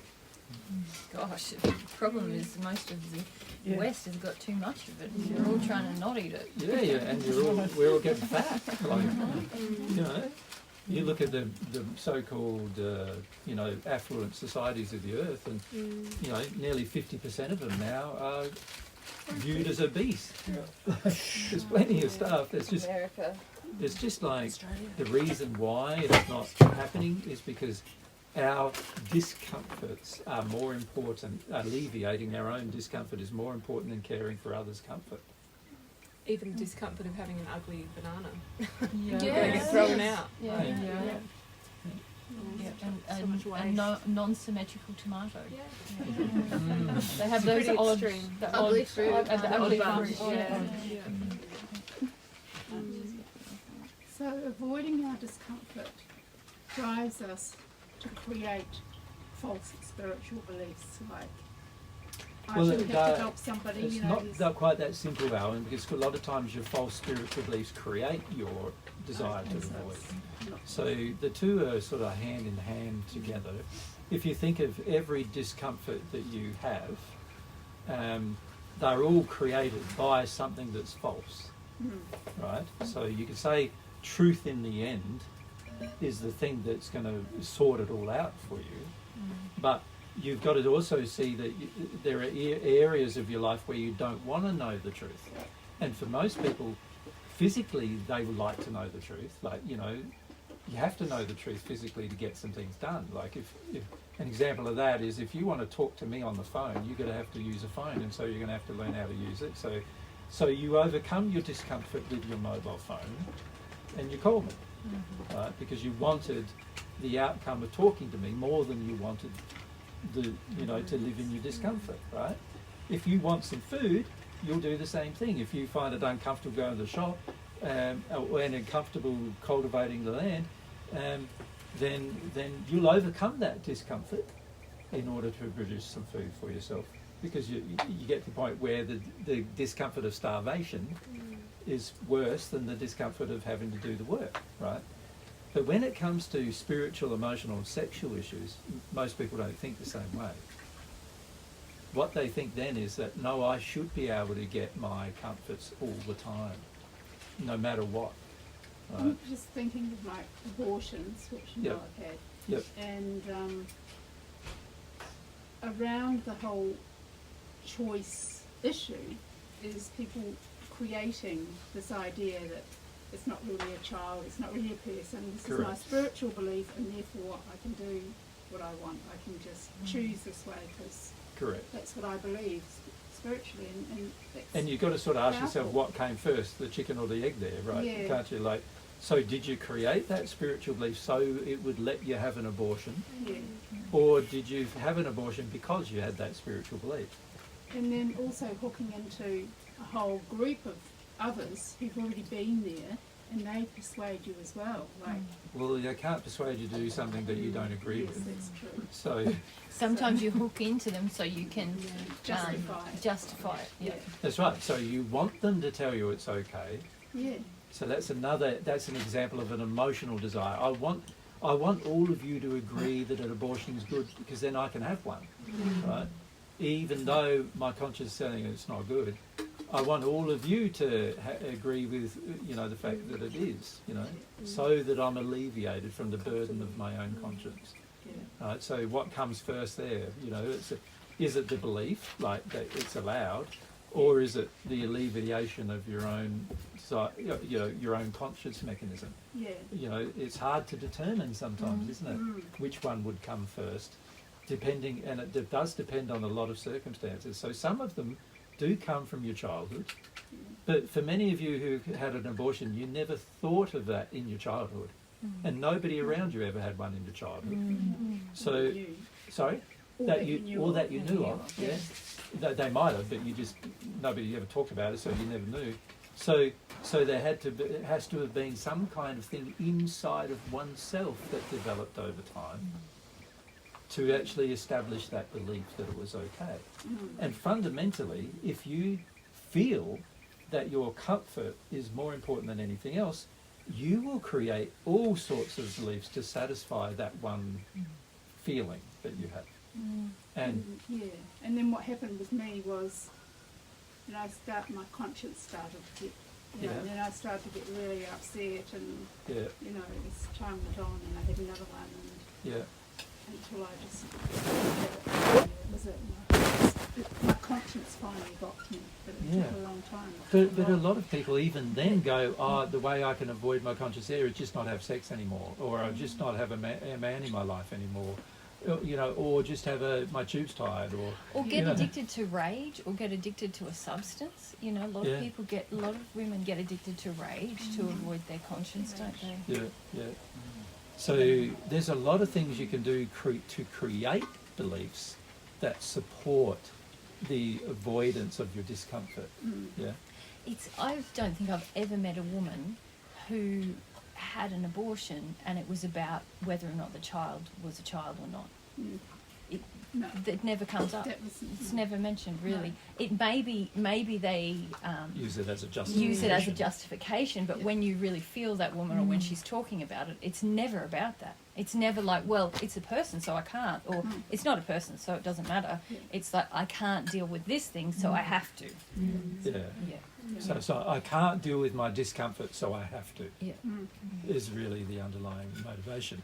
And this is the same with a lot of things we choose to do, isn't it? Like, I can't deal with that discomfort of that, so I got to do this, even though I might even know that it's even wrong, but I'll still go ahead and do it because I can't cope with that level of discomfort over there, And this is why it's such an important subject to talk about, because if you think about your past life, not your prior pre-lives, but this life in the past.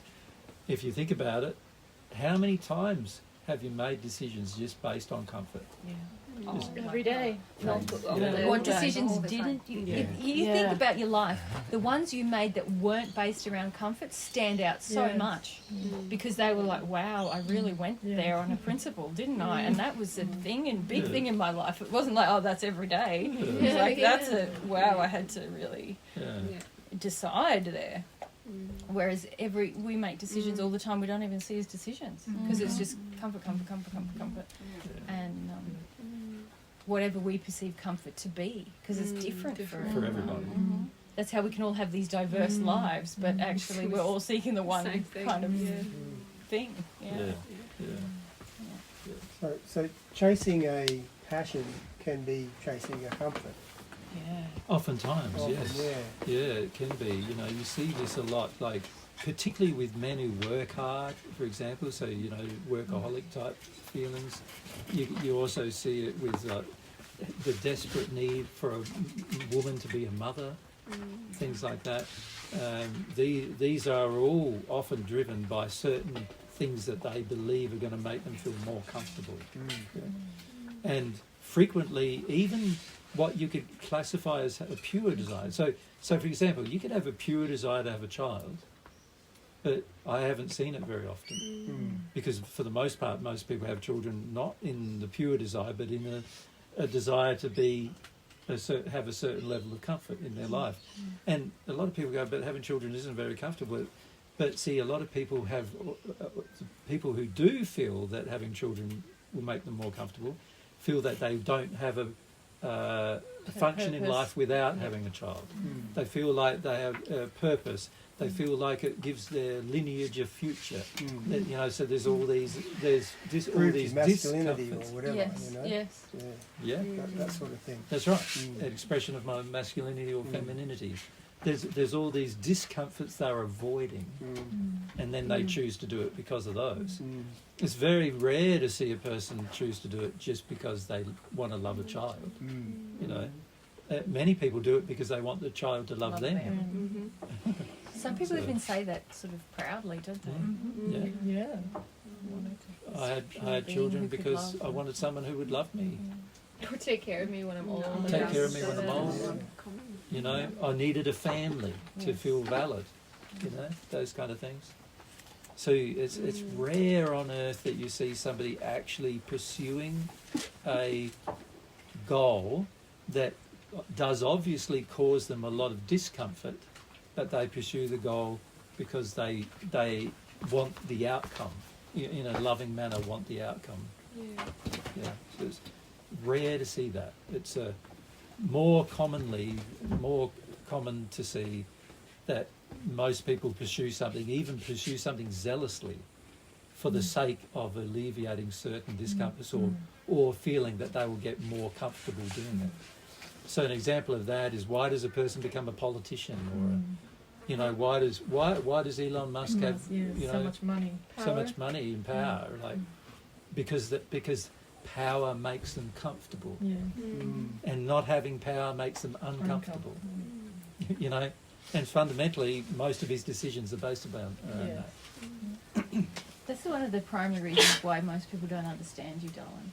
And one of the beautiful things I know about you, and that has stood me through a lot of attack towards myself about our relationship, is that a lot of people think that you are getting some kind of comfort out of proclaiming to be Jesus or teaching all these people, and yet knowing you and living with you, I understand very much that it's because you believe in principles that you are willing to experience discomfort, and even the discomfort of saying who we are, you know.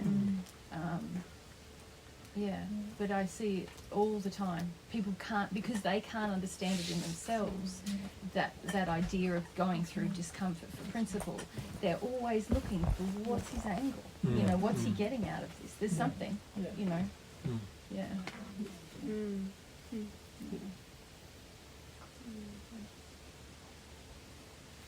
Yeah, I think it's a huge issue on the planet, you know, and it causes a lot of the sin. And what I also see is that a person who truly understands it themselves, you know, the issue of comfort within themselves, and truly grasp that you're better off being uncomfortable now than being comfortable now and being uncomfortable later. More uncomfortable later, way more uncomfortable later. Well, you'll always be more uncomfortable later because your discomforts usually add up, right? That's right. But the average person wants to believe that if you're comfortable now, that's all that matters. That's all that matters. And when you have that focus, that's what slows down, like, spiritual progress in particular so much. It's spiritual progress can only occur by you releasing false beliefs emotionally and going and releasing your untrue emotions. When I say untrue emotions, what I mean by that is that fear is an untrue emotion. You've got to release it. It's not something that belongs in you. It's got to be released and let go of. So it's only by the release of these things that you will obtain true comfort. And to actually delay the release of these things is very illogical thing to do for the sake of your own welfare as well as for the welfare of others. To delay releasing things that make you uncomfortable right now is like so illogical to do.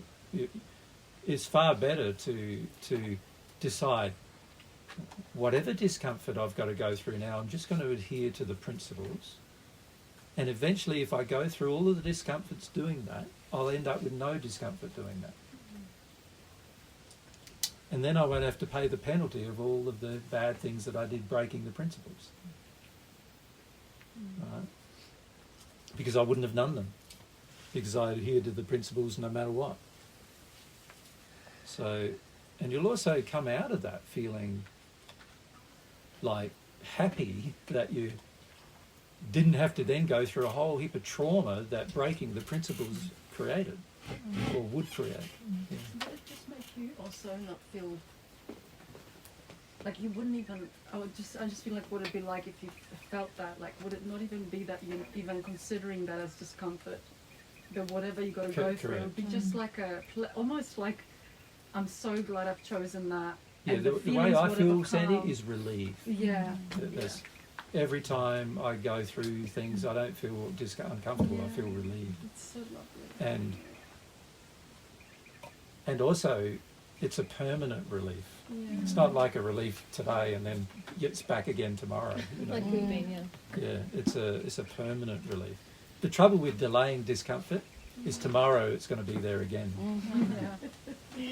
And often worse. It's never. And then the next day it'll be there It's again. never lasting. Brings a few friends with it. Yeah. Was that right? Brings a few friends with it. Yeah, that's right, generally. Yeah. Yeah. But even if it didn't, it's just going to be there the whole time, you know. It of course does attract other people who are in discomfort as well, and spirits as well and all sorts. But even if it didn't, even if you were the only person on earth,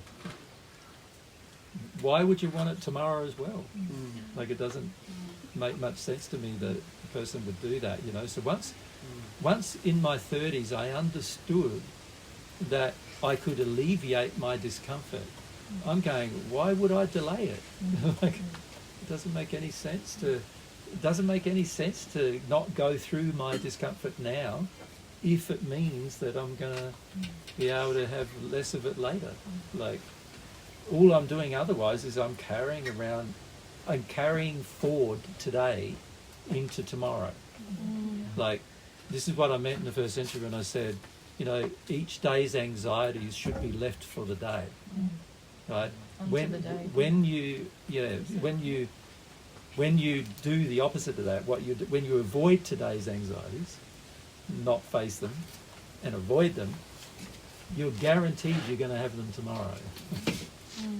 Is that the quote, sufficient unto the day is the evil thereof? Is its own badness. Yeah. Yes, is the evil thereof. Yeah. And what I mean by that is, like, feel whatever's bad today, feel it today. Right? So I didn't just mean,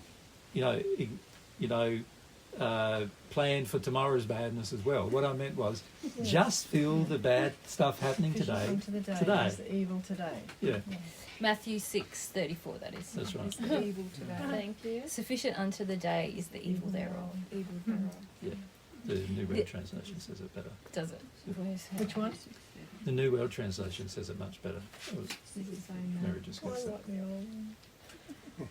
Nostalgic, that is. Well, it was just more closer Comfort. to me. The comfort in the nostalgia. Yeah. Therefore, don't be anxious for tomorrow will be anxious for itself.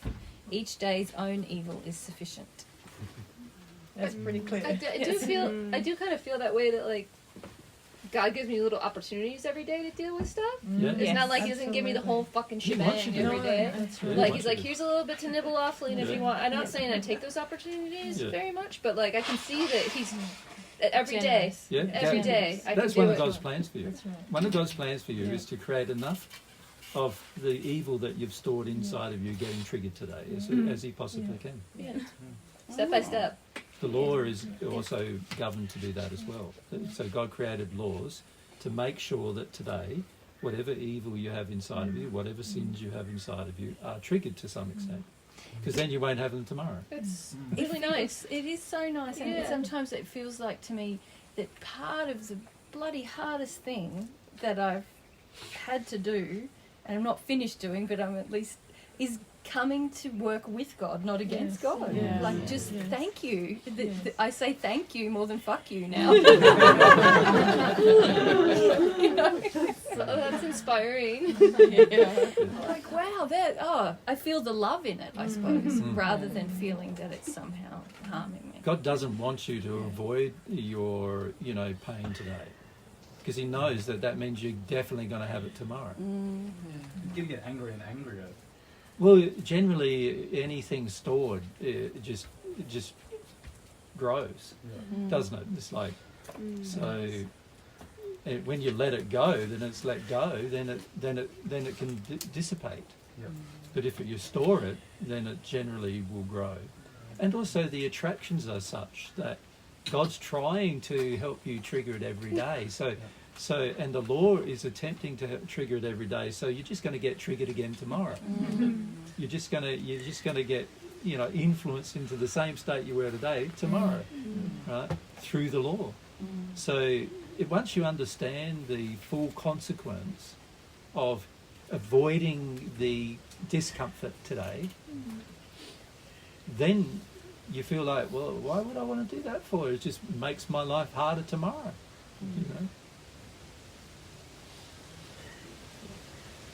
But as I said, the majority of people on earth have no faith in that. So instead of doing that, they go, no, the best course of action is to avoid anything that can be put off to tomorrow, do that. You might be dead tomorrow and you might not have to deal with it then. Just put it off, put it off, put it off. The idea that somehow it'll be easier tomorrow. You even tell yourself stupid crap like that, like, oh, I'll be more ready for it tomorrow. I've had a good sleep and I'll be Something you put off today is not going to be easier tomorrow. No. It's going to be harder tomorrow. It is, because you're reinforcing. Every single time. You're saying, oh, that's a hard thing. That's Not a only bad that, thing. you've That's reinforced to yourself that you can't handle it. You're using your will in that. It's like slashing through the fire. Yeah, you're not going to go back to it. You don't want it. I'll go the long way around instead of the direct route. And then you're like, oh, now it's even harder to get to that spot. And this is what I see people in relationships that are not good. They just put it off for years dealing with it. Friendships that are not good, put it off for years dealing with it. Like a situation in life that's not good. Put it off for years. Make some decisions instead. Go through the pain of making the decision now, and not put it off for ages and ages and ages, and then 10 years later you look back and you go, wow, I've been in the same place for 10 years now. You don't have those regrets if you deal with things daily. So don't, a part of this sort of being anxious for tomorrow is basically creating your own anxiety tomorrow that you could have dealt with today. If you deal with your anxiety today, you won't have them tomorrow. So, and if you can't deal with it today, then make sure you're on the ball dealing with it again tomorrow. Like, whoops, I stuffed up, I avoided there. Don't then God, take 6 months to get back to it. I need another go. Do it What every day addiction's until going to it's be in the done. way tomorrow?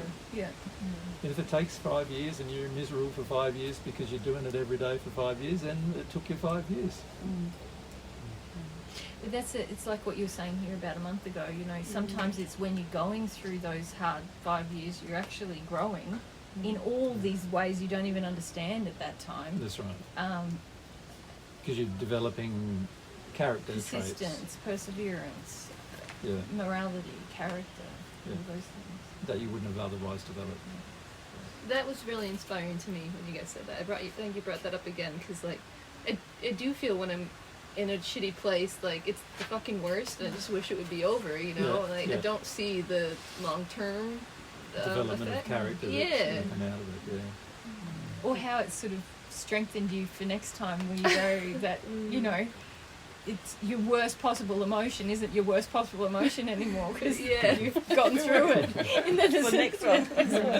You get to a stage where you feel like you can handle anything, and you can handle any situation live. You know how Oh, even at the moment. there's a difference between handling a situation because it happened 5 years ago versus handling the situation right in the moment it's happening, right? The in vivo exam. Live. The in vivo exam. And- Not the written one. Yeah, you sort of Where you study. you get to the stage where you feel like I can Vivo, handle that's it. every situation live, right here now, happening right now. Not like prep for it. Yeah, that's right. We do. And I don't, and also it helps you because you end up not worrying about tomorrow's situations because you know you'll handle tomorrow's situations when they happen. So what I see a lot of people doing, and Mary does it a lot too, is plans for tomorrow's situations. And I'm like, why? We're done today. We've done our work today. Let's Finish it. celebrate. It's over and done Go with. for it tomorrow. There's no need to plan for tomorrow today. Tomorrow we'll do that. You know, because I can handle tomorrow. Like you only try to do that because you think you're not going to be able to handle tomorrow unless you do some of it today. Right? And that's all about comfort as well. Like you want a more comfortable tomorrow rather than not worrying about comfort at all.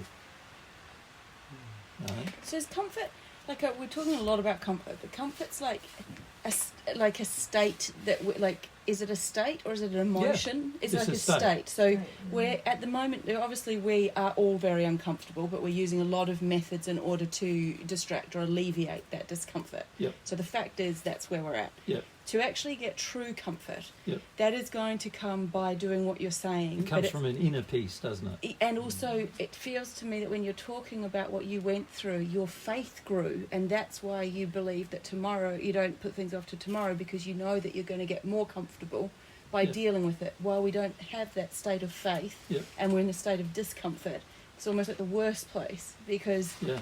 Anything happens today, deal with it today. yeah, If it looks like it's going to happen tomorrow because I haven't got any control over it today, then forget about it today and deal with it do it tomorrow. tomorrow. Yeah. Because either way, you're trying to just alleviate comfort, Yeah, discomfort, yeah, if you deal with it any other way. yeah. You follow me? Yeah. But you're So- right, Elle, you're saying that when you don't have the faith, you think discomfort's the worst thing in the world. Correct. But when Today you or tomorrow. grow in your faith, you're like, well, my discomfort leads to comfort, not to more discomfort. Yes, and so it's that shit that's that, but you're not going to get that. Well, it's not until that you my do it. discomfort leads to it, it's my dealing with it, my Dealing, Yes. yes. feeling through it, Yeah. My humility to discomfort. my looking at where I'm out of harmony with love and truth in it. Yeah. That's what alleviates it tomorrow. Yes. That's the growing of the moral fortitude, isn't it? Mm. That's that's the process God has us all in anyway through compensation, isn't it? That's right. How did Dr. Stone know how to do that? How did he know it was worth it to like forego his discomforts and stuff? Like he's just a man of character. Like it's just he learned. Yeah, he had from quite a good character. There was also other influences. He knew that his partner was not on earth. Mary. He knew Mary was his soulmate was in the spirit world, and what that caused him to feel was that he didn't feel as most men on earth are looking for addiction from women, right? He decided to not pursue addictions with women while he was on earth because he had his soulmate with him in the spirit world, and she was there with him every day trying to influence him positively as well. And so he was less involved in his addictions than the average male would have been under those same circumstances. The average man who's on earth alone wants to have a woman at some point or other, whether it's a sexual partner or a mothering partner or whatever. He wants somebody, right? In his case, he basically knew that his soulmate was in the spirit world and that's the person he wanted to have the relationship with. And so he gave up the idea of having a relationship while he was on earth. And then secondly, he felt, because he'd received some of God's love, he felt the importance of the material that was in his possession. And he knew that it was only in his possession, on the whole earth, it was only in his possession. And you think about the uniqueness of that situation. Well, it's like if, I don't know, the internet died tomorrow, everything got burnt down and you were left with those 4 volumes, Selena. And you weren't. And you were the only You were the only person that had person. them. They were the only last Like copies. that was the situation he was in. Like the person who had written them had died. There was nobody else really very interested in them. they were all in his possession. And in a And legible format And as he well. knew, because of his connection with love and God and also with his soulmate, he knew that's the only real truth on earth, and he was the only person who possessed it. Literally, physically possessed it. Like, it was in his possession. Like, now, you can see, can't you, that if you knew that, and he had to know that in order to do what he did. But if you knew that, how important do you think it would be then to get some things done associated with it? And you'd be trying to work out ways to do that, wouldn't you? And you'd be every single thing you were pursuing would be aimed around that thing. You follow me? So he sort of saw it, as I said in the first century, like a pearl of high value that was in his possession now. And what was he going to do with it? You follow? That's what drove him. Right? And it didn't matter, like, to him how much personal difficulty he was going to have doing it. And he had plenty, and it wasn't easy. Like nowadays, if that was in your possession, it'd be a lot easier to republish it and get it done and all that kind of stuff. But back then, it wasn't easy to do all that. There was a whole heap of things you had to learn about and do, and he chose to do them. And remember, when he first had them, they were in handwritten form. And not easily read. Not easily readable. If you have a look at them, they're pretty hard to read. Not like easy. And yet, with all of what he knew would have to be an effort to do it, he thought, well, I'm the only person with it on earth, and if I don't do it, what's going to happen? It's going to be gone. Right? It's just going to be gone. How did he get it? Like, as in, had you physically give it to him before he passed? No. It was willed, I think, to Eugene Morgan, but Morgan didn't want to do much anything with it. And I think Morgan finished up giving it to Stone because Stone had more of a desire to do something about it than Eugene Morgan did. But it was through his desire being the strongest that he ended up with them. Do you know? And no other real reason. And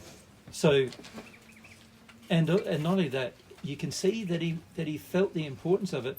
And imagine, like, if you really understood it yourself, understood how important it was, and understood that you were the only one that had it. Like, can you see? That would provide a pretty strong motivation if you really appreciated the material. That would provide a strong motivation to get something done about it. He could obviously feel the importance from your messages in particular about how you wanted God's truth to be back on earth. Yeah, well, he had a lot of our spirit friends projecting at it. This is, as well, of course. This, according to this, James Paget died on March 17th, 1923. Dr. Stone had been his constant companion along with Eugene Morgan. And remember Eugene, we talked to him in San Diego. The legacy of the manuscripts was left initially to Eugene. And when Eugene passed, he willed all the manuscripts, including his own, Eugene's own, to Leslie Stone. So basically, Eugene kept those for however long he's still in England. Yes, and didn't do anything with them. I wonder how long that period was. Yeah, yes. I wonder when. Well, let's have a look. Dr. Stone took up the challenge of readying the messages for publication. The process of readying the material for publication was very difficult. The messages were on small notebook pages in the typically almost unreadable format that constitutes automatic writing. Some 2,500 messages had been received, and as many again if those from dark spirits were to be included. See, they're all lost now. There were 2,900 of those. From dark spirits, albeit very short messages, and a further nearly 2,000 consisting of just names of dark spirits.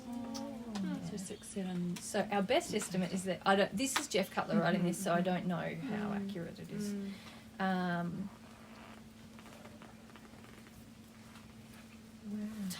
This was a time when typewriters were very expensive, and one had to be very competent typist to use them, as errors were messy to alter. Once he, Dr. Stone, had chosen his subject material, this had to be typed and proofed. Then the printer would prepare the typesetting and again proofing was needed. This was also a time when publishing was very expensive, as lead typesetting was used, from which plates would be produced, and one plate was needed for every page. Lead typesetting? Lead. Yes, sorry, lead. What did I say? Lead. Yeah. Yes, sorry. Dr. Stone funded all this out of his own resources, so he continued to work to earn an income, basically to pay for all this. It has been suggested that Dr. Stone received an insurance payment in respect of a personal injury accident and applied these funds also to the publishing. Just prior to his passing, Dr. Stone was living in a single rented room, that's the place where everyone had gone, with the boxes of autographs stored under his bed, and Karen also told me that. It was obvious he had almost no financial resources at the time. The first volume was published in his own name in 1941, so Paget died in 23, Eugene Morgan died somewhere in the middle, and it took to 1941. Yeah. So did he get any help at all? Did he pay, or how did he do that? Well, he paid for it through his own income. I guess he was working as a nurse. Right. Yeah. This is why I'd like to do a proper biography. Yeah. I don't know how I can find all the. I need to ask him. Yes. I have been asking him about it. Obviously, he's not into glory. He's not interested in his earth life anymore.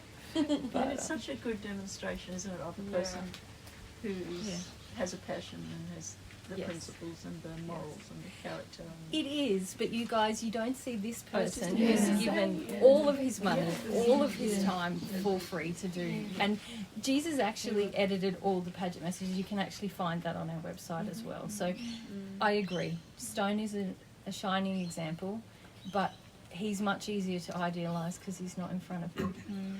And he's not telling us personal truth. He's not stretching you out of your comfort zone.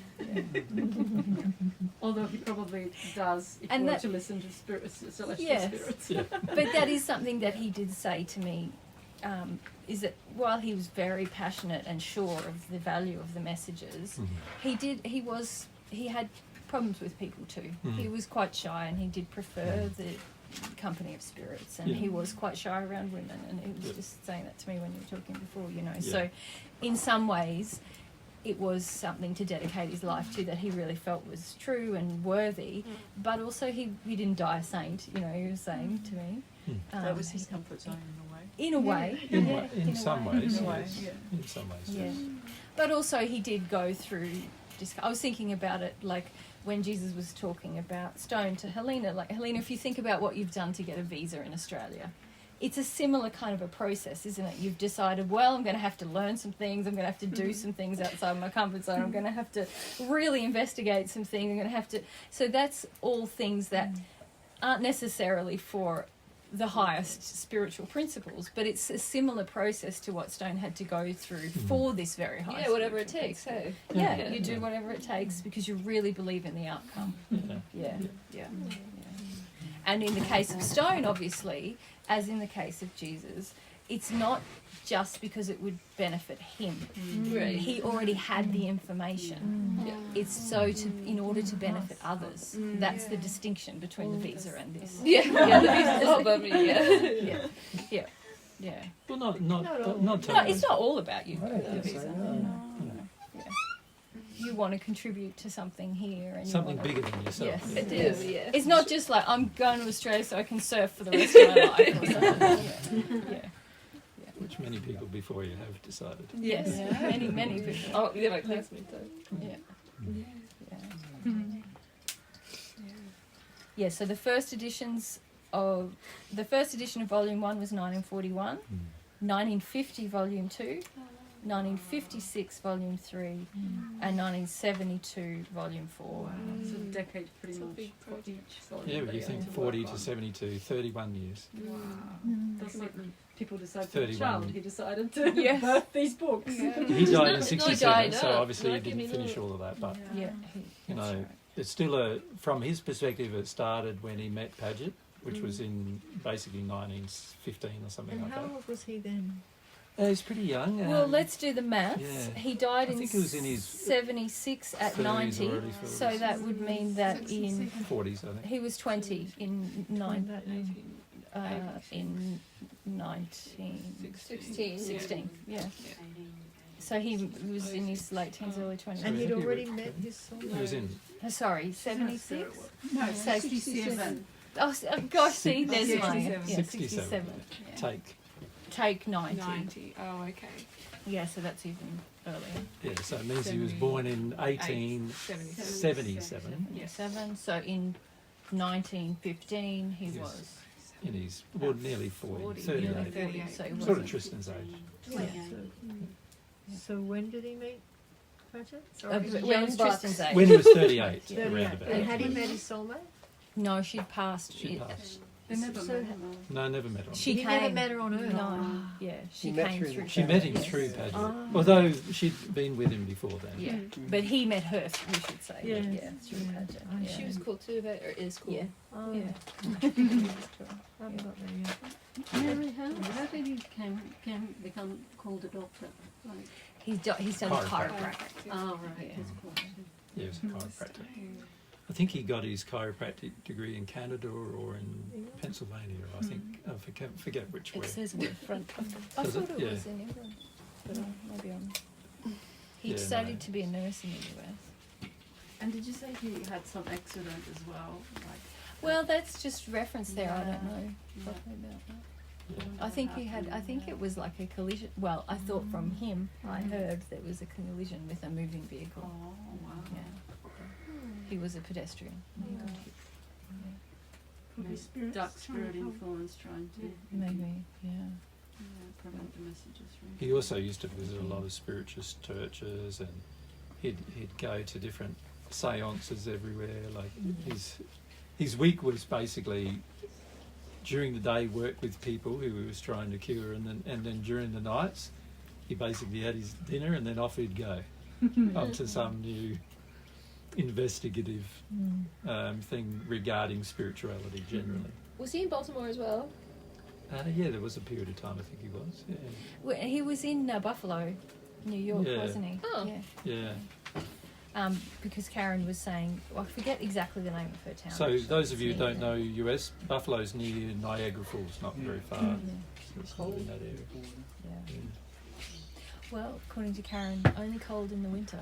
And the rest of- Buffalo? Yeah. Well, The rest of her the year, version of COVID. it's like, well, she's Right. glorious. I think it was. I did the maths on the Fahrenheit. It was about the 20s, Yeah, low that's- 20s that's right. in the summer.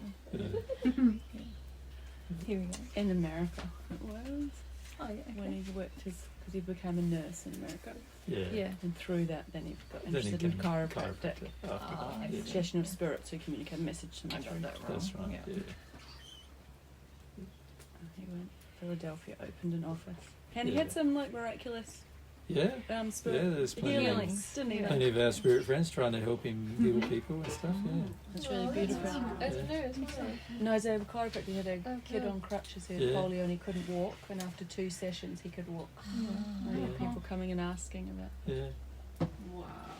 I studied at Palmer Gregory College of Chiropractic in Oklahoma City and graduated in 1912 after a 2-year course. Shortly thereafter, I became a licensed practitioner in Washington, D.C. And it's because he was guided by spirits even before he met Yes, Padgett, because yes. he'd go to a medium and they'd say, you should go here, or That's you should right, go here. And it that's was right. under his mum's feeling that God had said it was okay for him to go to Toronto and Canada, that he actually went and changed his life. And Yeah, that's so he right. had this opening already, didn't he, I to think follow that's the way he him. got to the US, wasn't it? Via Toronto. or It was. Canada. It was. Yeah. I really Are liked you, him. Jesus, are you motivated by some of the same things? Like, you know you have these truths and you know that the world would be better off if you yeah? Because that's how you Yeah, can put up for with sure. all the shit? Yeah, not just that. Also, my approach as one of the 14 is a bit different than the others in the sense that I feel we've got this sort of we took this opportunity to return, and it's best to use that opportunity the best I'm able. You know, you could easily choose to be angry about it, you know, because there's all the things you lost, and there's you know, most of you won't understand what we've lost for a long time to come. And if you focus on all the things you've lost, or feel you've lost, you know, because I don't feel now that it's a permanent loss, but I did at the beginning. If you focus on the loss, you get angry and bitter and twisted about it. But if you focus on the gains, like what's the purpose of being here? The whole purpose for being here was to share truth with others, truth that we already know. It's not for ourselves to be here. Like we don't get anything extra out of life by being here again, really. You know, and the beauty of the life in the celestial heavens is far exceeds the beauty of life you can really experience here. But if you consider all of that, and you consider like the opportunity to share with people, and bear in mind that for 2,000 years we've tried to share with people on earth truths that were lost shortly after my passing in the 1st century.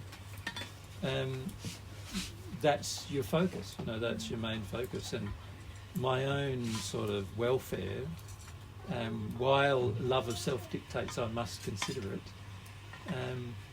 my own welfare in doing it is not like a priority, you know what I mean? It's a... Trying to say your own comfort. Sorry? Your own comfort in doing it is Yeah. a priority. Yeah. It's been the bone of many arguments between us. It has, yeah. Mary's, you know, wanted comfort a lot, and that's not something that's even on and your... haven't really believed that comfort was an internal thing either. It was more for you. You've always viewed it as an external thing, haven't you? Yeah. Whereas, you know, I've made enough progress now to understand that comfort's an internal thing anyway, and It's not like safety, actually. Yeah. The sense of safety is internal, not Yeah. external. It's taken me so long to figure that out. So for me, it's like, well, I've got lots of opportunities now, and it's tough. Like, you know, there's a lot of spirit opposition and everything else, but in some ways I enjoy it. Because you're in the thick of it, you know, like in the spirit world you're sort of looking on it and going, oh, everyone else is in the thick of it, and how do you share with them the truth? But when you're in the thick of it yourself, you can understand what people are going through better, but also once you know the truth, you can understand how to help them better too. It's sort of, so, you know, I don't know, it just feels to me like a great opportunity, and it's always felt to me like a great opportunity. That's why for the last 2,000 years, you know, I was looking to find a way to do it, you know, because it's always felt to me to be a great opportunity to come again. And in coming again, you know, how much effort is it going to take to achieve something with it? Well, you know, it's not just me now with the effort either. It's like all of our celestial friends trying to help us as well. But in the 1st century, I had to have the same feel. I had to have the same feeling because I knew no one else knew the truth. So dedicated. And it must be faith. Faith, because just in the face of it just doesn't penetrate, you know, the actual value, the dual value of it. Here we are just sitting here having a conversation, whereas it's like the greatest jewel in the universe, and we're these dullards kind of, you know. Well, it's... I don't think anyone thinks of you like that, Alan. We don't. No, but it is true that as you develop spiritually, your awareness of everything will grow, and you will look back at times and go, wow, I was pretty silly back then, but now you know, I've got some wisdom at least now. No, now I go, I was so stupid back then, what am I stupid about now? That sort of dissipates after a while, those feelings, and you know, it is true. You become more aware of the things you don't know, of course, as well, but you don't get distressed by them either. But it is very... once you realise the importance of what you know, then of course you want to take every opportunity but you want to do it in harmony with the law, because you know that it's only going to succeed if you do it in harmony with the law. So a lot of people ask me, why don't I do this and why don't I do that, and why don't you do it sharing this way and that way? And you know, most people who ask me those things don't understand the laws involved in terms of what constraints, which are all loving constraints, that are there, that are going to help things progress the most. And it's only by doing it lovingly that things can be achieved, you know. And also, you've got to act as though you don't know what's going to happen anyway. Like, a lot of you want to be told in advance that everything's going to work out fine, and have some level of, like, many of you would like to have a picture given to you and say, here's your future, this is what it looks like, and then you go, oh wow, that's lovely, you know, I can work towards that, you know. But that's not how God works. To have a sincere desire to do something, you really need to not know what the outcome is going to be, so that you put the maximum effort into it and take the opportunities that you're given. If you only took the opportunities given because you knew the outcome, then the opportunities taken would be not sincere. So the way God works is that, you know, there are very strong rewards for those who take opportunities and work through things in such a manner to share truth with others, but you won't understand or even often know those rewards until after you've done it. So even if, let's say I pass tomorrow with having the limited things of what I've done up until now, like, while on some level I'd be disappointed that I couldn't live a bit longer and achieve a bit more, and I'm also I feel quite strongly that I've done my best up until this point, given all of the circumstances that I'm facing surrounding me. I feel quite strongly that I've done my best, and so I don't feel like I will feel very disappointed. Whereas I know for others of the 14, they'll probably feel more disappointed, because they will know they haven't done what they could have done. Yeah. So this is something I remind Mary of a lot. Is it like, when you do your best with what you've got, you know, in the circumstance, you do end up having quite a strong feeling of I've done my best, you know, and so therefore not a large disappointment even if things didn't go the way you would like them to have gone. So I don't know what the outcome is of us being on Earth. I sometimes in my imagination I feel what's potentially possible, and also once I become at one with our soul, I understand like that's going to be the most powerful thing that's ever happened on Earth up until this point. So, and I know that it's going to have such a powerful effect on everything afterwards. So I know that, but I don't know whether I can do that.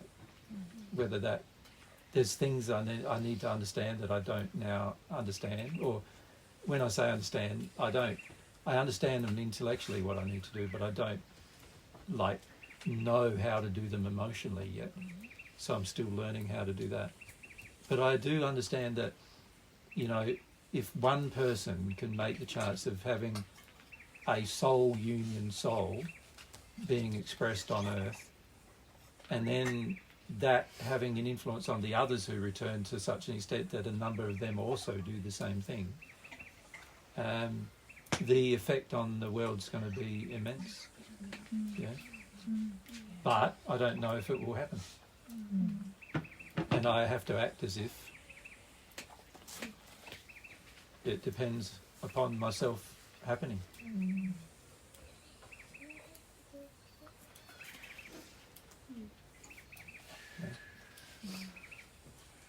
So that means putting the effort, you know, my effort, my personal effort into it. Is there, and this is going to sound really corny and dumb, but is there a parallel there? Like, I feel like I've been listening for 15 years, you know, I'm kind of a big joke. So, Sorry, you say that again? I feel like a joke. Why? If you think about where you came from, Suze,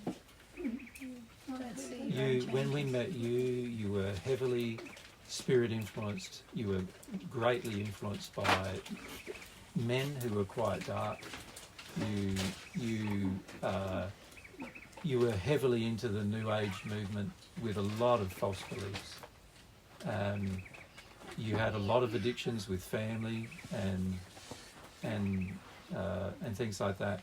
And all of those things were preventing your ability to understand where you were at as well. So you had quite a high opinion of yourself as well at the same time as all that.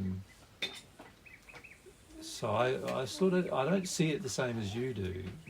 I understand you see it that way yourself, but I don't see your life like that. I sort of see, well, no, you're still here 15 years later, and a lot of people who heard truth when you started listening to it aren't here now. You've been persistent even though there's been many challenges, some of which were to do with whether you can even trust me or trust what I'm saying, you know. And you've, if not worked through them, you're still here working through them. And so while you might have been able to do it faster under other circumstances, depending on the injuries you would have carried different if you were a different person, given the injuries you were carrying at the time we met, the only thing that's affected your progress is your desire for comfort since then. Exactly. Can you see that? Yeah, I can. And Elle gave me some feedback today, and Helena as well. Yeah. And I just, initially with Helena, I just didn't get it. I hadn't been conscious of it at the time. It wasn't what I thought about. Yeah. What I'm finding more recently, and the other day I found Is the there a illustration. reason for your question though, Sue? Because we can do the story, or you can ask the question. No, okay. Yeah. You were saying about you can see something intellectually, but you can't shift it to where you would like it to be. Yeah, soul growth requires a soul understanding of a problem before you can work through it at the soul level. And so having an intellectual understanding of a problem it can help you open to a soul understanding of the problem, but fundamentally a soul understanding of the problem is required before you can release it at the soul level. And this is something that takes time. A lot of people sort of become frustrated with divine truth because it's like that, but it's actually a good thing it's like that. And the reality is with divine truth, you can't make progress unless there is a soul-based understanding of it at some level. Now, this is something we've said in the Paget messages all the way through. You'll see that written all the way through them. Like, yes, the person has a different opinion in their mind to what they have in their soul. And frequently this is the case with most people on earth. They've got a different soul feeling than their mind is telling them. So an example of that is most atheists telling themselves there's no God, but most of them in their soul still think there is one. That's why they're so angry about it, right? It's because they still feel there is one, even though in their mind they're telling themselves there's not one. And it's really interesting to notice that, you know, in people where they have a soul-based feeling that is completely anti their mind-based expression, you know. But for progress to occur, you must grasp something at a soul level. And the soul, the kinds of things that I'm trying to grasp now are way beyond the 8th sphere of like what needs to be grasped. Anything above the 7th, anything above the 6th has to be grasped with the soul and not with the mind. It has nothing to do with the mind beyond the 6th sphere. And so to grow beyond the 6th sphere on earth requires giving up the mind completely and having a soul understanding instead of the thing, you know, you're trying to understand. Now, that process in itself is very difficult to achieve, and this is why many people in the seventh sphere stay in the seventh sphere for 100 years, because they've become so mind dominant on Earth, and all of the 14 are terribly mind dominant on Earth, and they've become so mind dominant on Earth that the giving up the mind becomes the most difficult thing. Before the seventh sphere, so up till the sixth sphere, you can make a degree of progress using your mind. You can bring your life in alignment with soul, with soul-based principles that are to do with ethics and morality and things like that, and you will make progress. Right? The girl that Mary channeled last in the studio. That's right. That's right. You will make progress under those circumstances, but beyond the sixth sphere, it is not possible. And all of the progress now I'm trying to make is now soul-based progress. And the difference for the 14 is we've got to make soul transition from wherever we are to the union state, which is the 36th sphere. So it's not just to the 8th sphere, because our soul's in the 36th sphere. So that means making significant changes at soul level from now on. Does that make sense?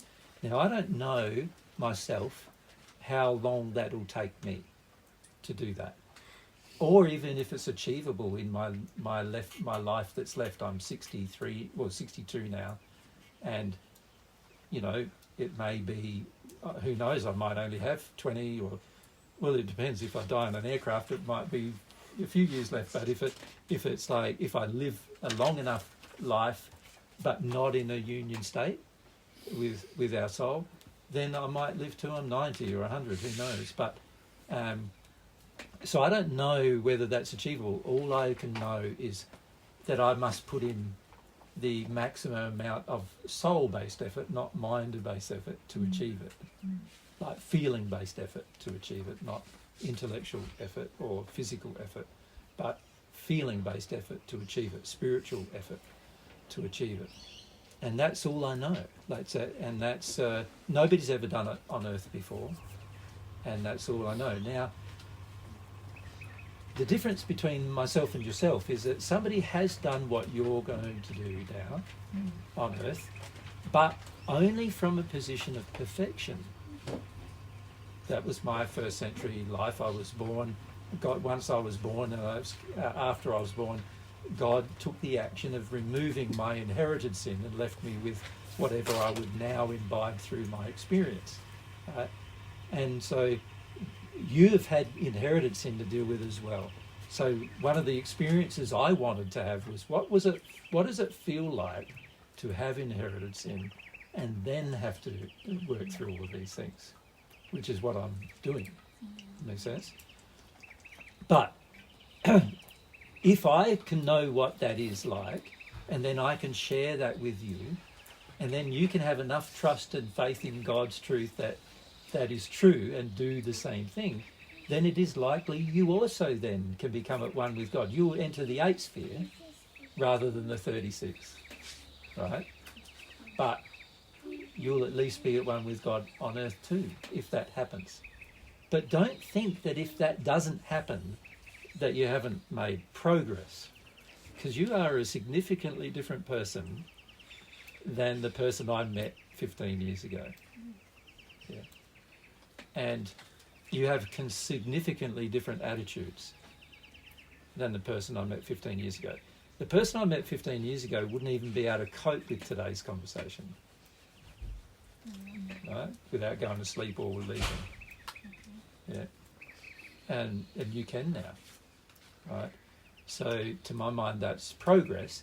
The key decision you need to make is how much discomfort can you tolerate with your progress? Because if you can tolerate more discomfort, you'll progress faster, and you'll also be comfortable sooner. You follow? But if you're only going to tolerate the amount of discomfort that you've currently tolerated up until this point, then it'll take longer, and you probably won't become at one with God while you're on Earth. Does that make sense? But if you could tolerate more discomfort, then there is the potential of you becoming one with God while on earth. But it just means learning some things at the soul level that you haven't learnt yet. Makes sense? And one of the things that we're talking about is the thing today. The idea or concept that if you are focused on comfort in terms of preserving your comfort, then progress will be much slower than if you're... Sorry? I could see that in myself. Correct. The obsession with comfort. The obsession with comfort, yeah. And particularly in certain areas, you've got an obsession with comfort.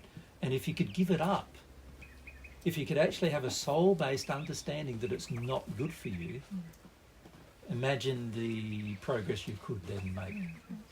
Does that make sense, Sue? You could make better progress if you understood it at the soul level. So a lot of the discussions we have with you, the main reason why I raise the subjects is because I see collectively many of you have that problem. And that problem is collectively inhibiting your growth, your desire for growth. And quite often Mary and I have discussions, private discussions with each other, because obviously one of the things I'm trying to do is help Mary make progress too. And quite often we have discussions, sometimes very lively ones, about certain areas where I see there's sort of global things stopping you from progressing, right? And those areas, if you can deal with them, the ones that affect everything, if you can deal with the things that affect everything you're doing, then you'll find progress will speed up and you're left with little things to deal with. If you don't deal with the big things, those big things will inhibit your growth quite strongly for a long time. Can you give an example of some of those things? Well, comfort is a big thing. The feeling that I want to grow until there's certain areas where I'm uncomfortable, and then I want to stop. Then I want to stop. That's right. I'm not ready for that. The idea that I'm not ready. Another one for me lately has been definitions of love. They affect everything. When I have a false definition of what love is, they affect all my relationships. An example of that might be if AJ really loved me, if Jesus really loved me, he would listen to me more about how I feel. Basic. Most people would agree. But actually not love, And loving someone is doing what they want. Loving someone is sharing in their feelings. Loving someone is agreeing with them. Pandering to their feelings. There's sort of global things that affect all your relationships. That affect your relationship with yourself, with God. Yeah. So that's like a global thing. So it's a thing that affects every decision you make, every emotion you've got. Because if you could get rid of that one thing, you'd deal with emotions much more readily. The other big thing. So these are my top 3 at the moment. Global things, the comfort thing, the definitions of love. What are my faulty definitions of love? What is my views of emotion? Your what? Views of emotion. How Mary views emotion. How I view emotion. Let's get really down and dirty with that. Like, root out every false thing that I believe about that. Because those 3 things are going to change my whole outlook. Life. My whole progression. Yeah. Happiness. Everything. Yeah. So your comfort, you said there was 3. The comfort? So the comfort over here, would you mind repeating? That is comfort, isn't it? Well, they're all related, aren't they? They're related. They're all related, but they are quite discernible. Like your ways that you avoid emotion, perhaps? Where do I say enough's enough? Now I'm just seeking comfort. Where does everything go out the window? Where does everything go out the window? Where am I saying stop now? I just want to sleep. I just want to eat. I just want to watch telly. I just want to get away from Could we leave this? Could we go now, Jesus? Yes. Could we go? This situation's dangerous. Can we leave? Now I'm freaking out about the spirits. So now we've got to go. Doesn't matter what else is going on. Those kinds of things, which is really my addiction to comfort. If you think about it. Yeah. And then there's what's my definition of love, and how is that impacting me in my relationship to myself, my relationship with God, and my relationship with other people? Because it affects all 3 of those, and it's a lot. Yeah. And then, all my roots in my mother's stoicism and my father, you know, all my father's drama about emotions, all the attitudes towards emotion that caused me to not be humble and not surrender every moment. Those three things, those three aspects, I'm sure there's relationships like. But actually, they're quite. They're going to cover everything, aren't they? Yeah, well, a lot of things. Well, faith is another thing that's important to work through. Well, yeah, and I feel maybe that's the biggest thing I've made progress on since 2020. Yeah. Mary had very little faith for the last 10 years. You remember, when did I go and live at the coast, guys? Was that 2020? I really feel like that's when I came home. I chose.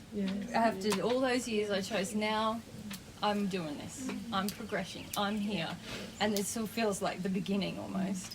Sort of whether Jesus dies or not. I'm here. This is it. You didn't run away of it. There's no get out clause. There's no more run away. There's no. That's stupidity. I've wasted too many years, a decade on that. Yeah, and I think my faith started to grow, and my feelings for God. And you prayed more after that too. Yeah. Before then, Prayer. Mary was her definitions of love said, if God loved me, he wouldn't expect me to go through all this pain. Shit wouldn't be happening. You know? I wouldn't have to figure out who I am. There's someone other than, you know, Mary Luck. Yeah. That it would just felt unreasonable to me then. Yeah. And instead of feeling like just softening to that as an emotional experience, her desire for comfort goes, no, bloody God is the problem. I don't want a relationship with God, so I don't want to pray. God's the one that stuffed this up, not me. And so there's been a lot of that up until then, wasn't there? There was. And it's really, you know, and I've shared, I think, with you guys about how much love I now feel from God. Like, you know, that thing I said to Nikki recently about one day you'll look back on this and thank God for not meeting all these addictions. That's something so dear to me now. Like, I'm so glad God didn't come to my party because I was just in a tantrum and like, this is hard and I shouldn't have to, and just really make me comfortable, meet my definition of love, and make me not have to feel outside my comfort zone, feel hard things. Yeah. So I suppose faith has grown in that process. But now it's like brass tacks.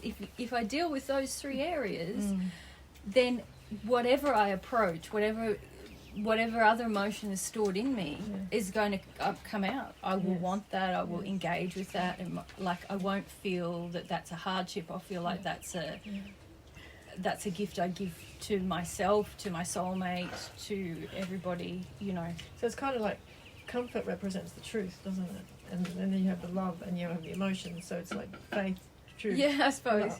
Emotions and. Humility. Yes, yeah.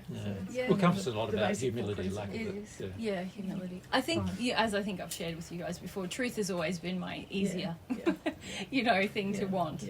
Like, even when I didn't want truth, I wanted it. Yeah. What do you say? I don't know if I agree. Well, when you got all that other stuff going on, like I feel you wanted the truth on an intellectual level, but not on an emotional one.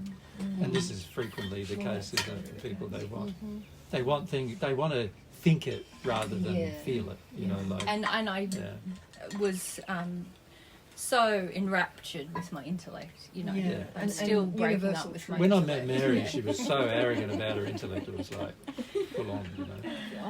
It was my one area, you know. And like my worth, I suppose. It was my only worth that I felt I had. And sort of convincing Mary that her intellect wasn't working very well for her. It took a long time for her to be internally convinced. For me to feel that's true. That is true. Yeah. But we've always been able to be very honest in a way, even if it wasn't. You know, there's always been that between us, which has helped a lot. But yeah, guys, I reckon those global things change everything. So we have to identify what they are for ourselves individually. But I guess you said earlier, you can feel the whole group has got. It's a. Themes are the comfort. There's a certain area where I can see all of you. You get to a certain level of emotional connection, and then it's like too uncomfortable now. So like you get to where I feel you need to begin, and you're gone again. Like, you know, and It's just, Jesus is like, yes, getting started. you're getting close. Oh, God. It's sort of like, close. Oh, and everyone else is like, oh my God, that was so intense. We're done now. Yes, yeah. Phil Leon did that. And it's like, This is the wall you've been talking about, the metaphor of the wall, right? Yeah. Like, so there's major transitions in your spiritual life that have to occur, and one of them is the transition into being an emotional being rather than an intellectual one. And that's a big thing for people on Earth. Because, on Earth, for thousands of years now, there's been this intellectually dominated society that really does look down on emotion quite severely. And it's treated as if it's a disease, almost. Like, well, it is, literally. Yeah. It needs medication. Yeah.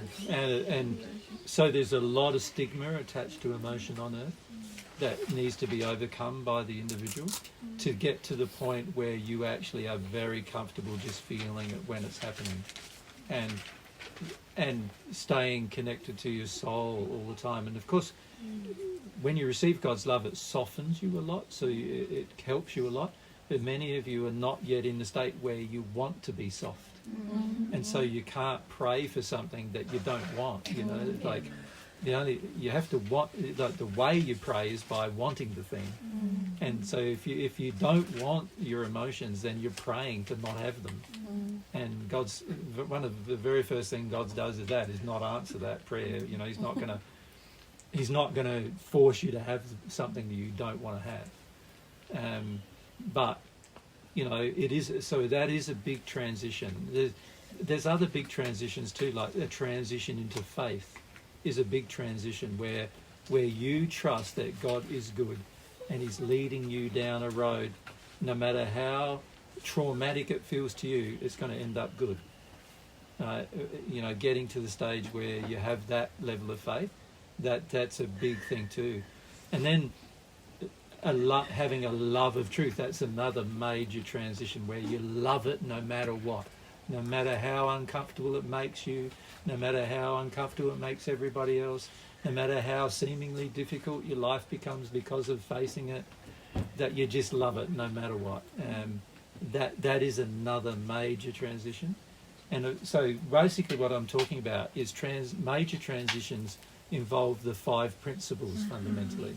Your major transition into faith drives much of the others. But if you go the major transition into faith, the major transition into truth, the major transition into humility, and the major transition into then love and taking action, these transitions are soul-based transitions. They're not something that you're going to be able to intellectually make. They're going to have to be things you feel so strongly about that you make them emotionally rather than intellectually. These transitions, once they're made, will govern the rest of your existence pretty much, in terms of how you progress the rest of your existence, not just your time on Earth, but also all the time you spend in the spirit world as well. And it's so strengthening, isn't it? I know just through that shifts in faith, it just feels like such a resilience within you, or just a strength, strength above all the other solid. things you throw at the excuses. It's You become solid. When nothing can sort of shake you or move you off of that thing anymore. So with regard to humility, it's quite easy for many of you to be moved off of it at the moment. Someone just has to say to you, "Oh, you're being stupid now," and you're off already. You're really away from humility straight away. Many of you sort of go, "Oh, now I'm worried about what they think of me, so now I'm not going to be humble anymore to how I feel." That means that humility is not solid in you yet. That makes sense. It's the same with faith. It's sort of like faith is like when somebody says, "Oh, do you really believe in God? Aren't you? Why are you believing God for? Look at all the bad things that are happening on earth." And then you start having your own doubts. Well, that means your faith isn't solid yet. You follow? You're easily moved off of it. A person without faith, as I said, in the first century is like a boat being driven by the wind without a rudder. You know, you can just go here and there, wherever the wind blows is where you go, you know. And this is what you see a lot in the world today, you know. Social pressure blows in a certain direction, everybody goes there. And then social pressure blows in another direction, everybody goes there, you know. And there's very few people who don't go there, you know. And that's because they're rudderless, and faith is what gives you a rudder, you know. And it's the same with truth and humility. These qualities, when they're in you, you will feel it. You will feel a major change in you where you go, oh, now I don't care what anybody thinks about me crying or being upset, or what my husband feels about me crying. And he can ridicule me, and I just go, no, you're wrong, you know, and I'm staying there with it, you know. And you don't worry anymore about what everybody thinks of you, because humility says, even if I care about what you think of me, I don't have control over it. You know, there's nothing I can do about what you feel about me. You know, they're your feelings, not mine. It's that arrogance. You let go of that arrogance that I can Control alter you by somehow. altering me. Yeah. So you let go of a lot of things, and you notice yourself letting go of them. So you come to see that, I've made a major sort of transition in my life now into this new state. And once you make the transition into a new state, you will never be able to go back to the old state, like ever. No matter what pressures, influences. Somebody can put you in jail and not feed you until you die, and you still won't, you know, you still won't change. Everything, you know, everything is going to be what it is now because of the soul-based change that has happened, that you're now intellectually conscious of even happening. So there's times when many of you make some soul changes, but you're not actually conscious of them. But the reason why you're not is because they're not significant enough yet for you to notice them, right? But when it comes to the significant ones like truth, humility, faith and love and action, when you make them, you'll know, because they are significant, and you'll know you've made them. And you can feel in yourself that you've made them. There are other soul-based changes some of you have already made, but you haven't felt them very much because they're smaller than that. And so they're not as significant to you. You don't measure it. It's like I was saying to Sue earlier, you have made some changes. Like one change is your arrogance. That has been a quite significant change in you, Sue. And it's still more to go, but you've made some change there. But you don't measure it very well at this point because it's not significant enough for you to notice. Does that make sense?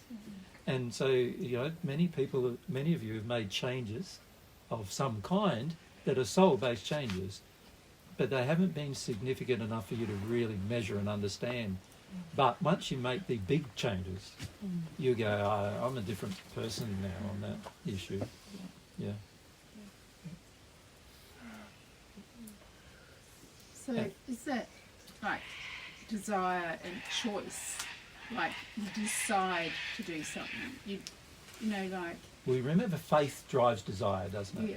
So, for it to actually be a soul-based choice, you've got to have so much conviction in your soul, not in your mind, but in your soul, that what you're aiming for is true before you'll go ahead and do it. Right?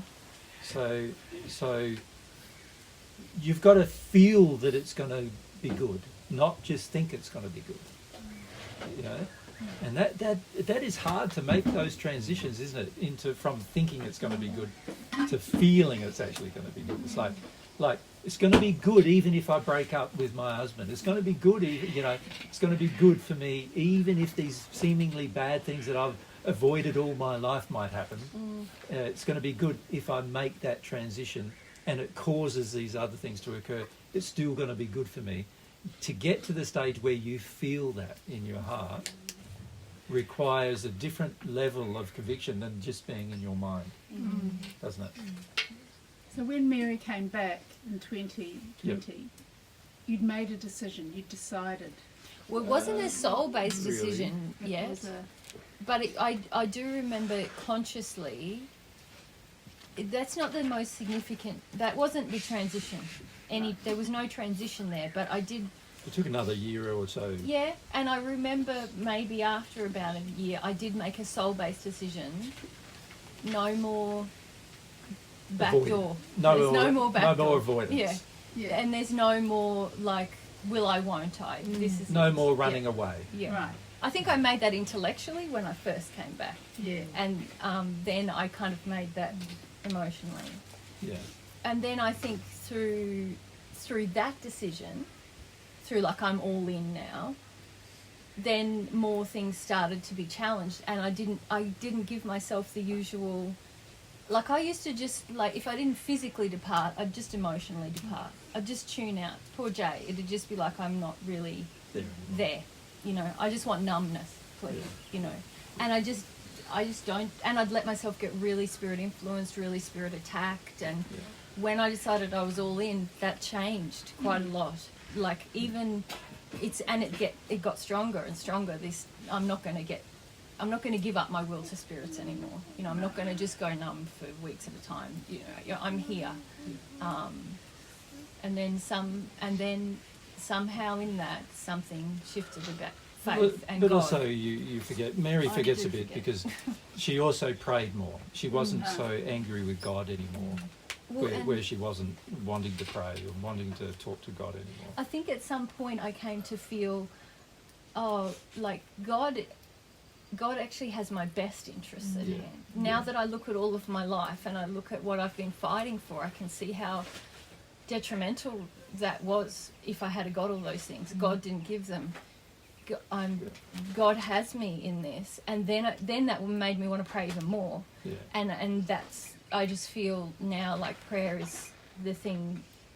I was just saying to Jesus this morning, often I'll pray a lot about a thing, and then we'll have a discussion, and I feel like God's showing me something, and then I'll talk to Jesus and he'll just lay it out, and I'm like, that's it, exactly, you know. But it feels like I'm in this process now with God, and Jesus is in a process with God, but as a result he's always sort of helping me so much, and I'm not fighting them as much. Although this morning, like, I still fight, but then I go, shit, darling, sorry, I just fought that. You know, like, But then now I can say Mary's fighting and she won't have another fight about that. no, just like, oh, I am. Tell Before me it was what. like, I say you're fighting and then there's another fight. And then I am not fighting you. Kind of. I get it. I'm not angry. Yes. I am really. Yeah. There's something about, you know, decide, which has the Latin root side in it, C-I-D-E, which means to kill. So when you make that decision, I you did. kill I killed off other options. I killed off other options. That I is very literally true. did that. Yes. That is I true. thought, that's it. You There is no take more. away your addictive options. Yeah. Yeah. So is there a build up to that moment? Sorry? Sorry, one at a time. Is there a build-up? Is there a build up to that moment when you decide, like you're preparing for it, or is it just? Well, of course there can be on a practical level, I suppose you could say, but a lot of people come to things thinking that they're ready. You know, I'm going to do it when I'm ready. But actually, you do make yourself ready, but you don't make yourself ready intellectually. You make yourself ready by going through emotions that cause you to not be ready. So when you say, I'm not ready, what it really means is I don't want to. And once you start owning up to what it is you don't want to do, then that makes you ready to get to the stage where you can actually make a soul-based decision, where you let go of your old way of doing it and you're willing to embrace a new way of doing it. Right. So for most people, they first have to go through this sort of, there is a transitional period where they first think they'd like to get something, but they say to themselves, I'm not ready, which really means I'm angry and I don't want to do it. Or they realise how much is involved in it. Correct, and that makes you angry and you don't want to do it, right? So you really just feel, oh, I'm angry, I don't really want to do it, and then you realise, and you start owning up to truth, and so there has to be a transition where you recognise the truth. Oh, I'm really just angry and I just don't want to do it, and that I need to deal with this anger, otherwise I'm going to stay in it forever. So you sort of go through that sort of process as well. So there are things that lead up to the transition, you could say, but how fast you make these things happen will to a great degree be driven by your rage or lack of it. So if you're in a rage about doing a lot of things, then you'll take 20 years. If you're not in a rage, you might take 1 week. You know what I mean? And quite often it can be that different, 20 years versus 1 week, just because of, of the rage. So you also have to learn how to address your rage, in terms of seeing your rage as fear, your fears being expressed, and your justifications and your unhealthy faith, your corrupt faith. And you have to make these changes and transitions, of course. But once you get to the point where you actually make a soul decision, you'll know you've made it. It will be clear to you, but it will also be clear to others, oftentimes too, because you become more definite and you become more strict about everything, in the sense of strict about, I'm doing it and that's it. Like, I'm not putting up with any of your crap about it, I'm doing it, that kind of feeling. And people around you will see that in you as well. They'll see you make that transition, and they'll feel that you've changed, and you'll feel you've changed as well. So there is a build-up. In 2007, I wrote I think it's about a 20 or 30 page document actually, about the transition of an intellectual awareness to a soul-based awareness, which many of you have not understood at this stage because you haven't really had a soul-based awareness yet. So my suggestion is to read that again and try to understand it, like at a feeling level rather than an intellectual level. Try to understand that. I think it's on our website in 2005, 6 or 7. I can't remember which year it was. Do you remember? Is it called emotional clearing, or is it called steps to? I can't remember 12? What I called it. 12 steps. No. There's 12 steps. No. It's not 12 steps. No. There's like 6 and then... Yeah, there's quite a lot. There's like... But it's 20, not... so things that happen generally. And it's not as defined as what I've written it, because these things often happen, like some happen concurrently, some happen separately, in terms of your states of awareness. But it's worth reading it just to sort of understand what it feels like or looks like to have a soul-based transition versus an intellectual one. Intellectual transitions are important, but they won't motivate you.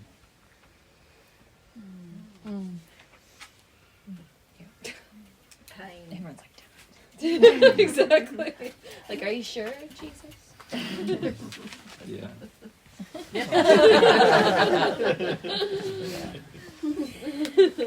There's an assistance group too where you went through them, I'm sure. Yeah, I mentioned them, I don't know if I went through them. In Monterey. Yeah. You got facing personal truth, quality of truth, facing personal truth. It was one of the times when I was writing just letters to people, and I thought, that letter probably I should put up because... But I think that also you can take your time in each, like you can resist each next step of every awareness. step. You can resist intellectually and emotionally every single step. And the key is getting rid of the emotional resistance more than anything, because that's the real resistance, and that takes a lot of transitional stages, I suppose you could say, that you need to make, and you realise afterwards only that you've made them sometimes, because when you were going through them you didn't really understand them when you were going through them. And that's the case with a lot of soul progress. You don't really understand what is happening to you sometimes until you've actually done it.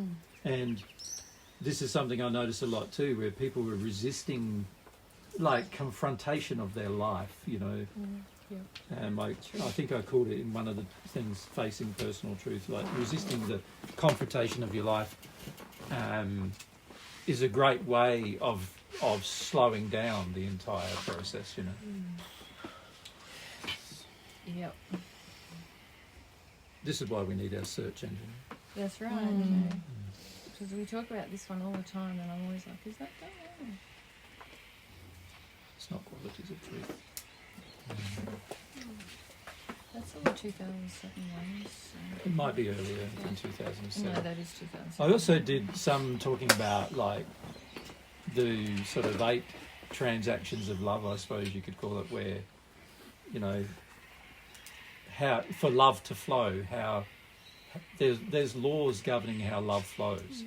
And if you can sort of understand the laws pertaining to how God's love flows to you, because those laws governing how love flows also relate to how God's love flows to you, you'll see the things you need to change to allow God's love to flow to you. And so I wrote a lot of those things because of, I could see people didn't understand the laws governing love, and they didn't understand sort of the benefits of truth, or what humility really meant, or what making a soul-based change really feels like, or what it looks like from the outside or anything. And so I wrote a lot of those things that I wrote at that time. Just basically they were based on letters that I wrote to people. Because sometimes people would ask me a question and it took me like 10 pages to answer their question, sort of thing. And it was so good when you had time to write long letters, babe. Yeah. It was really good. Yeah, and it just is helpful to understand those principles. But in answer to your question, there are things that lead up to the change, but once you've made the change, you will feel the change. And sometimes you won't feel the things leading up to the change so much, but once you've made the change, you will know you've made one. So an example of that is many of you have yet to make a change where you love the truth. And so there's lots of ways you can measure it. Whenever somebody says a truth to you, how do you respond? Do you get angry, or do you feel resistive, or do you want to defend yourself, or do you just let it hit you and feel straight away? See, if you let it hit you and feel straight away, now you've made a transition, right? But if you fight it and defend it and argue for your perspective and all these other things, you're yet to make that transition. Mm-hmm. Does that make sense? Mm-hmm. And so there are ways you can measure that you've actually made a transition, like into faith or into love or into truth or into humility. And they're pretty easy to see that those transitions have happened when they've happened. What's harder to see is you going through the transitions while they're happening. That's harder for you to see. And there's a good statement that's made in one of the Robert James Lee's material where they said, when you're in the birth throes of change, you don't understand you're being born again. Yeah. You know, like, and this is true. Like, you don't understand when you're going through something what you're actually going through. You usually only understand it afterwards. Kind of a good analogy with labour and birth. Yeah. To give up control for it to happen easily. Yeah. But also the child doesn't know it's being born. It does start breathing as soon as it's being born, but it doesn't know. There's a lot of changes that happen to the child in the process of birth that it's not consciously aware of happening, but it's happening nonetheless. And it's very much the same with your soul-based changes. There will be many changes you make that you won't be aware of, and many changes that God's love will make to your soul that you won't be aware of until afterwards. And then you'll sort of become aware of it. Okay, guys. Do you want the file? Mm-hmm. Yeah. It's 2005. Vintage Jesus. 2005. No, that's vintage Jesus. This is like modern retro. 2005 07 12 -1500. Divine law, sin, forgiveness and repentance. And in principles of repentance, there's the awakening of the soul, and there's the 1, 2, 3, 4, 5. It's not all of them, obviously, but I just tried to summarise steps of mental awareness and 1. There's 12 steps.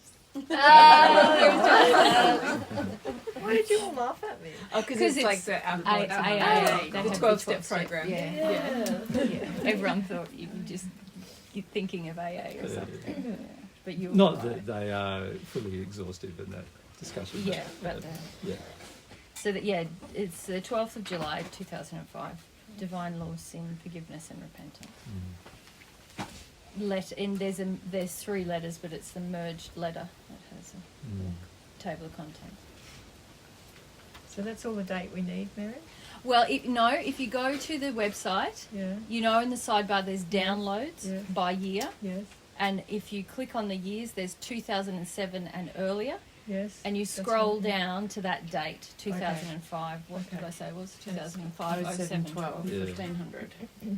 Yeah, What's the from 1500? 2005, I think It's it was. dash 1500. I think So 3 p.m. I just wrote a lot of things. Gotcha. To different people that I decided to put on the net, you know. Yeah. It's lovely. Jesus writes a lovely letter. So do you. That digestion one you wrote to Lucette, I've shared that with people like many times. Yeah. Which one is that? Some chick named Lucette. She had a question about digestion on a vegan diet. She was having trouble with it. Oh, okay. And you wrote her back and said the things that you and Mary had gone through, and there were like 3 different causes. Yeah, I wonder if it was that same. I can't remember. Thank you. Yeah. I vaguely remember. Lucette, I vaguely Yeah, there's a lot remember of things we haven't put on our site, and it's just Is she a friend of yours? hard to... Yvette? Lucette? Did we? Lusette's not a friend of yours. No.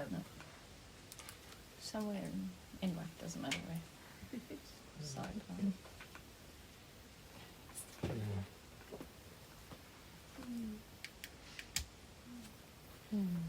Soul-based changes is the goal. The childbirth comment that you made reminds me of when you're in labour and you're in the throes of it and it's getting so intense and so painful. And where it gets to, it's like some kind of, I don't know what you would call that. It's a transitional phase you go Yeah, through that's where... what it's called. And where it's you want to give up. Yes. Yeah. Like you want to turn around. And then it's beyond that point. I'll just go home now. And you can't. No, you can't. And that's when you have home birth. That's when you scream, I want to go to the hospital. Give me the drugs. And then before you know it, like the midwife always celebrates when that moment comes. Yeah. Because they're like, oh, that's great. That means we're nearly there. That's what Jesus. And That's you what let Jesus go. is like. And then, but everyone. Go. You have to. There's no other choice. Where you realise you got no other choice. But the difference with everyone else with their emotions is that they think, oh no, still got a choice. I've always got a choice. I'm back in comfort. Comfort. Yeah. Principles out the window. Yeah, I don't feel I've got a choice. You know, but It's like being bacon committed, isn't it? It is. Pig hasn't got a choice. Yeah, no choice. The death of something is required. Yeah, I really like that. The death of something. It's so true. It is. You can't. It's the preclusion principle. Yeah, it is. It is. Yeah, one thing has to go in order for the other to come. It's a Can't hedge your fundamental bets. principle of the soul that you can't make transitions where you're holding on to one thing and hope that the new thing that you're desiring will come along while the old thing is being held on to. The old thing must go before the new thing can come. And it's very important to grasp that at a soul level where you realise, I've got to let go of this thing before the new thing can come to me. And it's the same principle in all sorts of areas of life too. You know, you think physically, you can't let go. You can't have a new relationship until you let go of an old one. And you know, you can't get rid of getting some new shoes until you get rid of the old ones. Generally, you know. Can't wear both at once, Other- can you? yeah. Otherwise, you're going to want the old one and the old one till the old one falls apart, and then you're going to have the new one, right? So you it's the same principle in a lot of areas of life where you will be forced at some point to make a change, and even though you do have free will, you really don't have it in that moment. You're just going to have to go through the process, and it's very similar, like you said, Taryn, to giving birth, because it's sort of like you get to a point where you realise you can't reverse this. No. And there's no way of getting it back in, and there's no way it's coming out no matter what's happening. And you get to that point, and it's very much the same with all of your sin and everything. You get to the point, oh, this is coming out no matter what. Like, there's no way I'm putting this one back in the bag type of thing. The worst thing is when you do a sin, like as soon as I had my abortion, I immediately knew that was the wrong thing, and that's when I had distress, and I couldn't go Yeah, but back. not everyone's like that. Most people sin without knowing or without even believing they've done the wrong thing. So I don't know if the analogy holds. Cecilia, Cecily, sorry. It's the analogy is flawed because there are many things that people choose to do where they think the outcome's going to be good, not bad, and then after they've done the sinful thing, they still think the outcome is good. You know, so there are some things, like you've mentioned, where you might have your conscience bother you and then you realise. But the worst sins are the ones that you don't realise. Totally. Because they're the ones you're convinced that were good for you. Keep doing And you keep doing them. They're the ones that worry me, like when I've been exploring this definitions of love thing, where I go, okay, intellectually I see that is not love, but I don't have bad feelings about that right now. That freaks me out when I realise that. So not you know, you'll find with the sin you're hardened to, you will barely notice a twinge of anything when you're doing it. And also that's going to be the hardest ones to make a transition on. And that soul understanding is actually getting to that point where we know we can't go back. You can't go back. You can't go back. No. And so you know that the sin, you feel the sin of it so badly that you can't go back. And also when you start releasing the sin, you realise you're releasing it, and you realise you released it, and you're not going to go back. Yeah. You know that you're not going to. You're changed permanently. Yeah. And you're not. And also there's a solidity in it, in the sense that you've changed permanently. You're not going back, and there's nothing that's going to be able to get you to go back. You know, not your partner, your friends, God even. Nothing's going to get you to go back. Nothing. And that's the part, you know, when you used to talk to us about repentance, it's like, and receiving God's love. Yep. That's the part where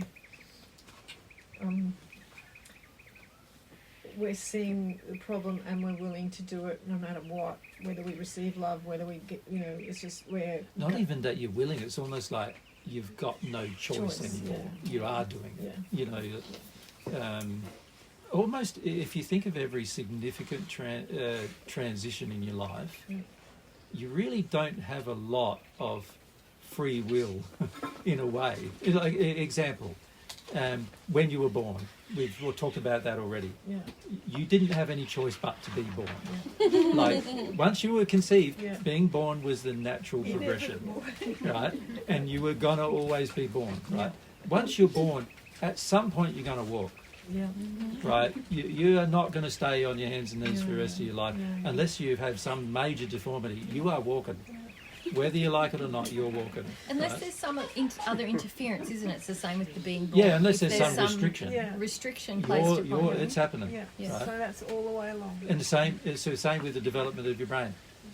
You're going to have a full-grown brain by the time you're 7, and it's not going to be developed emotionally yet till the time you're 20, in your 20s.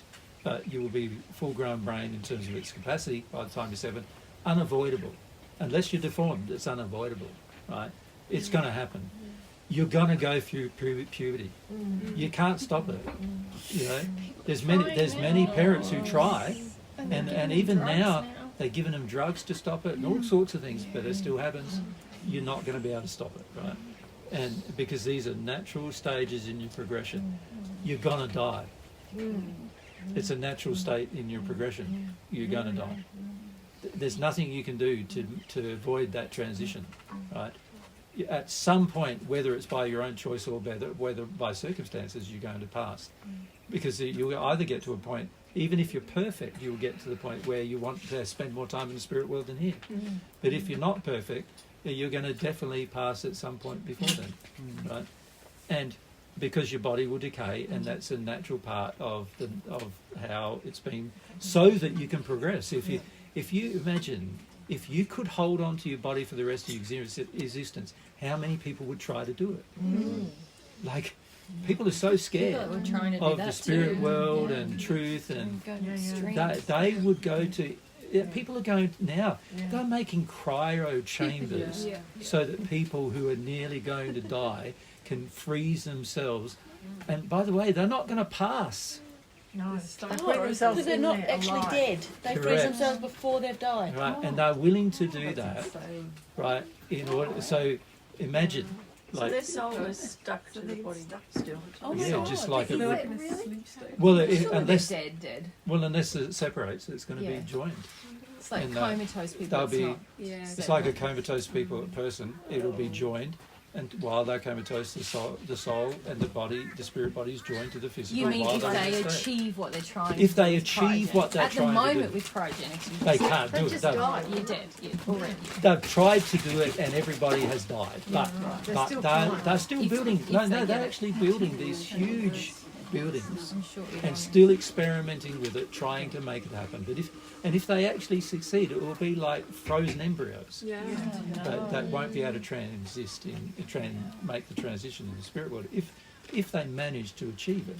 Now, but you know, it's inevitable in the end. You're going to pass, so why bother with all of that? Like, it's the same with every transition you make. You're going to get to a time where the transition is inevitable, right?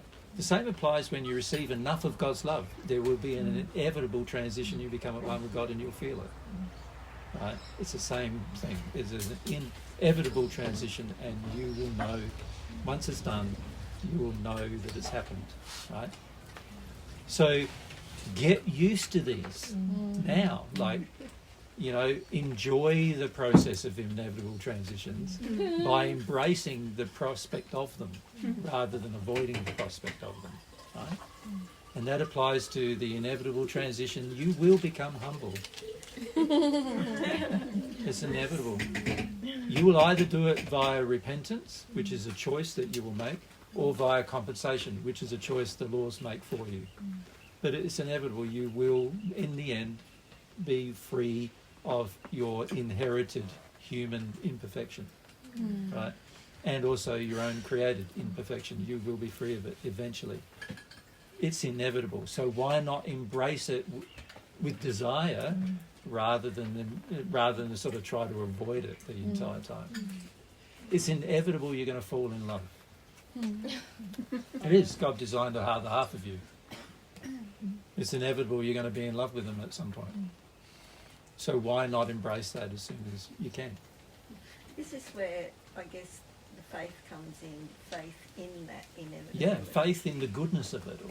Yeah, to me it's like you can use your will. I guess when you have the faith, your will comes into harmony with those processes, that inevitability. It trusts the inevitability. It doesn't fight it.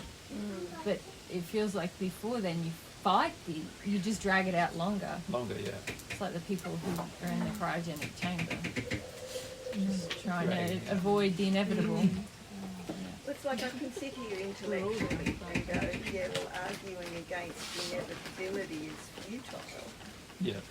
But do you believe it's inevitable? This is the transition you need to make emotionally. You've got to get to feel that. That it's inevitable you're going to be humble sooner or later, so why not choose to do it? Right? Most of you are still fighting doing it, thinking that somehow you've got some power over the inevitability of it. And you don't.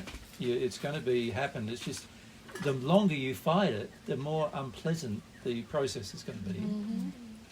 And the more painful it's going to be. And in the end, it's going to happen anyway. Yeah, and you just regret all the time you spent fighting, because that's my experience. So what's the point? What did you say, Mary? You regret all the time you fought it. Yeah. Because once you realise it was always going to be inevitable, then you go, well, why didn't I make it happen sooner then? Regret is the same thing emotion. It is an unnecessary one. Unnecessary. Yeah, but you know, Jesus said something really good to me about it recently.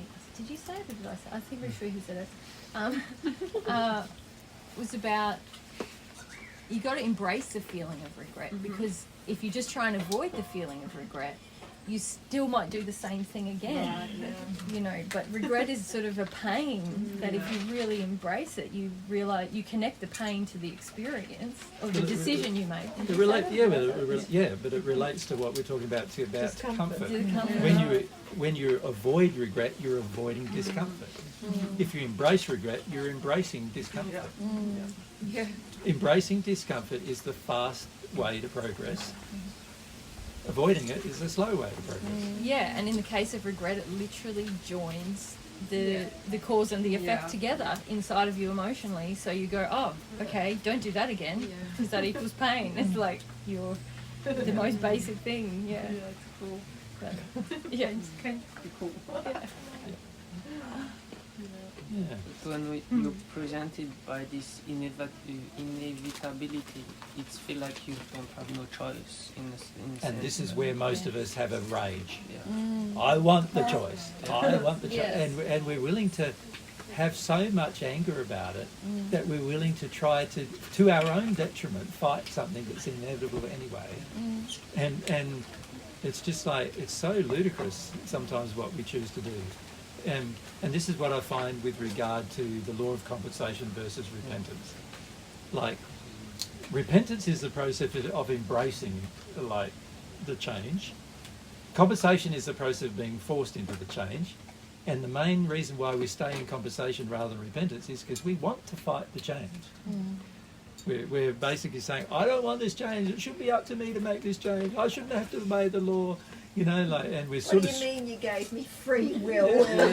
You gave me free will, what the fuck? You know, like that kind of thing. And it's like, you know, it should be better than that. And this is the, you know, this is the soul-based transition that needs to occur, is that, it's to my benefit that it's inevitable, and it's to my benefit if I embrace it now rather than delay it for later. It's to my benefit. I might actually even like myself a bit better. Well, there is a whole heap of things that will be better, many of which you won't even understand before you do it, but you will afterwards, right? And once you've gone through a few of these transitions, and then you realise, boy, it's a lot better now. Then the next time you face another transition, you're going, maybe I need to just accept the inevitability and also accept the discomfort right now, rather than delay it. Because last time, the longer I delayed it, it still happened anyway, and it could have been happening earlier. And lots of other good things have happened since. Yeah. And so, like, let's say God gives you the opportunity to repent. Yep. You don't take it. You go through the law of compensation. What does it take now to have the gift again? Well, God's always, from the time of the first century till now, and it may be for a while yet, God's offering you the ability to go through this repentance process rather than compensation. Right? So why not take the opportunity while you got it? And, you know... What's your question though, if you've done it once? So, like, let's say you... It's a constant thing God's offering. It's constant. Until He doesn't offer it anymore. And then it won't be there at all.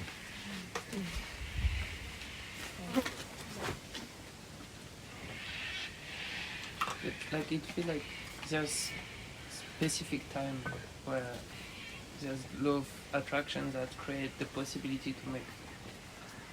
I don't know. No, God creates the possibility for your repentance. Yeah. Yep. And God can withdraw that possibility, and you have to go through conversation. Okay.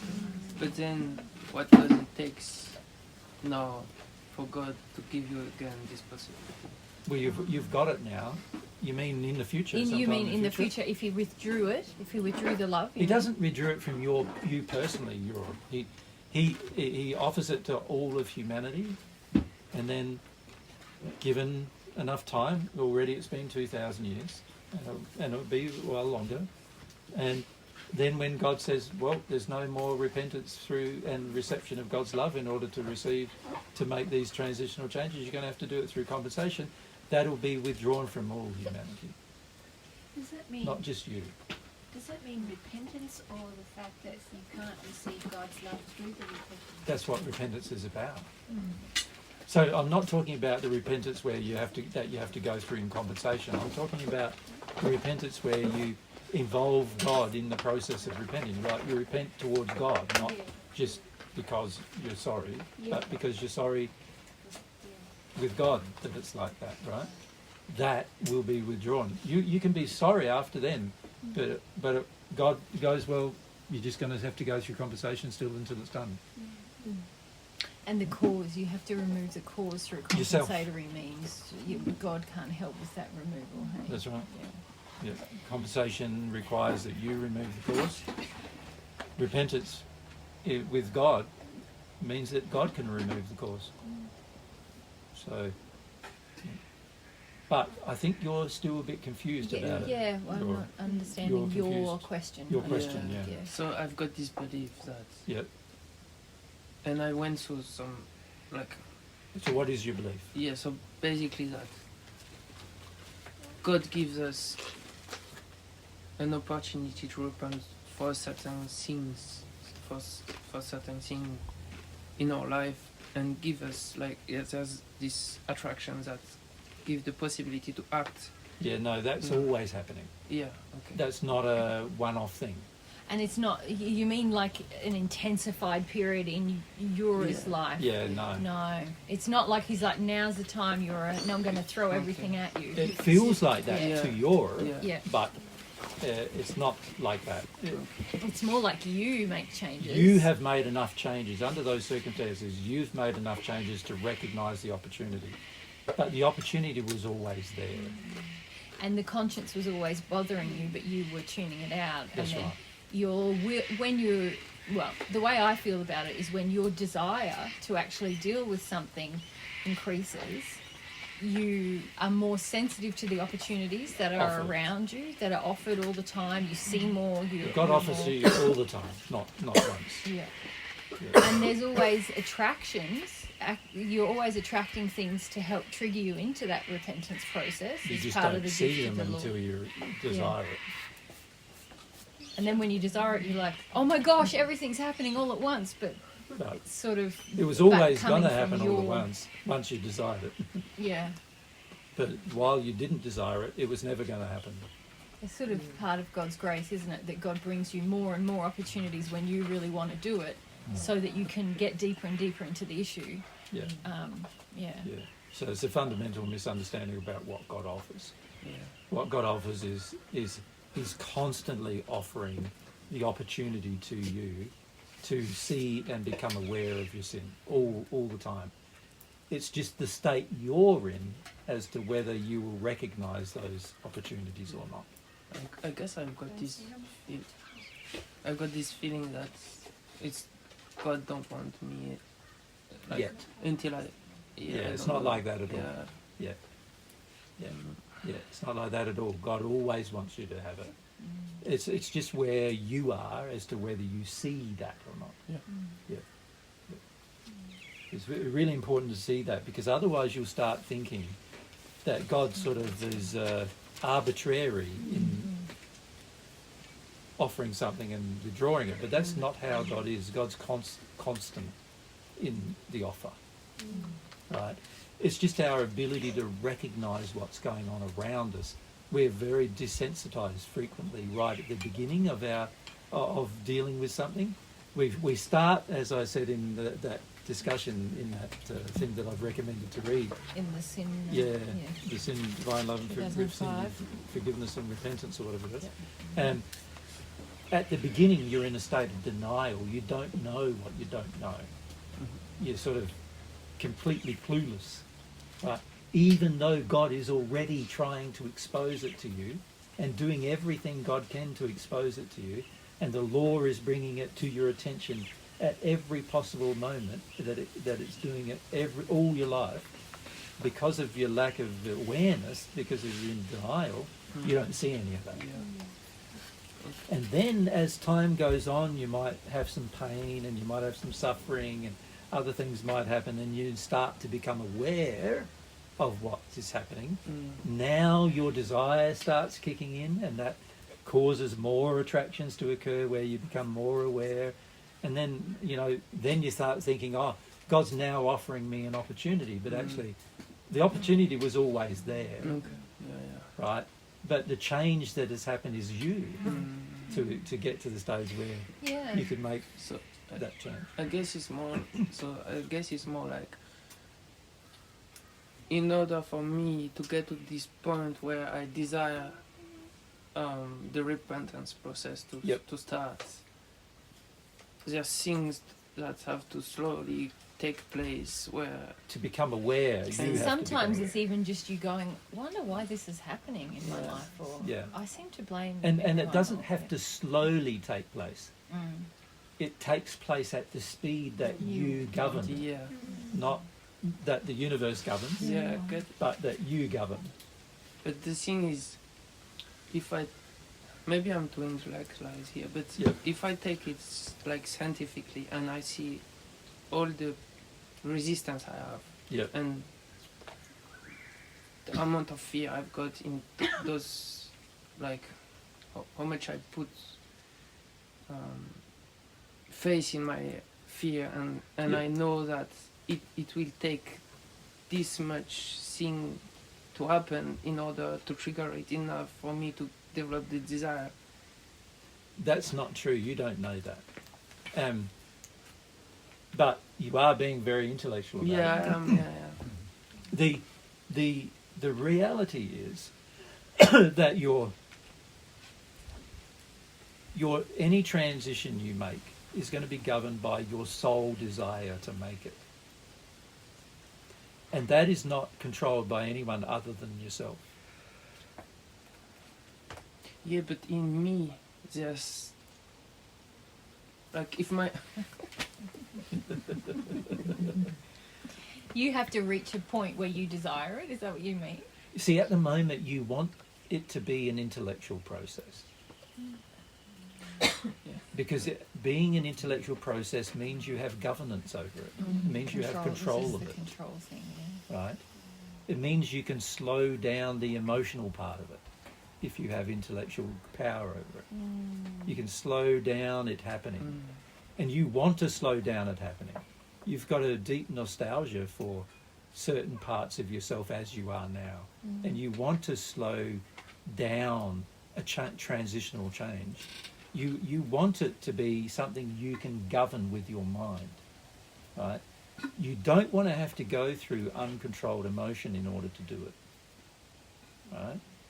Now, if you could make that one transition and allow true humility into that uncontrolled emotion, what you're describing as a slow process, which might happen over 20, 30 years with your intellect, can be shrunk down into a week of intense emotion. But you don't want that yet, right? You want control over the process. And a lot of it is to do with beliefs. One of the beliefs you have is that I've got free will, thank you very much. I'm allowed to control the process if I want to control the process. And that is true. So that causes you to go, I want to control this damn process. I know it's going to happen sooner or later, but I want to control it. I want to keep governance over it. I want to have control over what happens. Now, in doing that, you're preventing the actual thing that has to happen at the soul level to have a big splurge of the emotion and get it out of the way. The birthing period, you could say, of the emotion. You're preventing it. And so you're like a pregnant lady who doesn't want to give birth, right? Wandering around the house going, I'm going to hold it off. I'm going to hold it off. I'm going to hold it off. And because it's to do with emotion and not a baby, to some extent, you can use your intellect to hold it off. To some, and you can use your will to hold it off. It's your will, isn't it? As long as until the pain gets so extreme, then you'll give birth anyway. Does that make sense? And the key for you is to go, well, I need to lower my pain thresholds In other words, I need to lower my ability to absorb large amounts of pain to the Without point feeling that I can only feel this much pain and then I have to feel it. Not that I have this much pain and then I have to feel it. Right? You want to be so sensitive to pain that as soon as you have any, you feel it.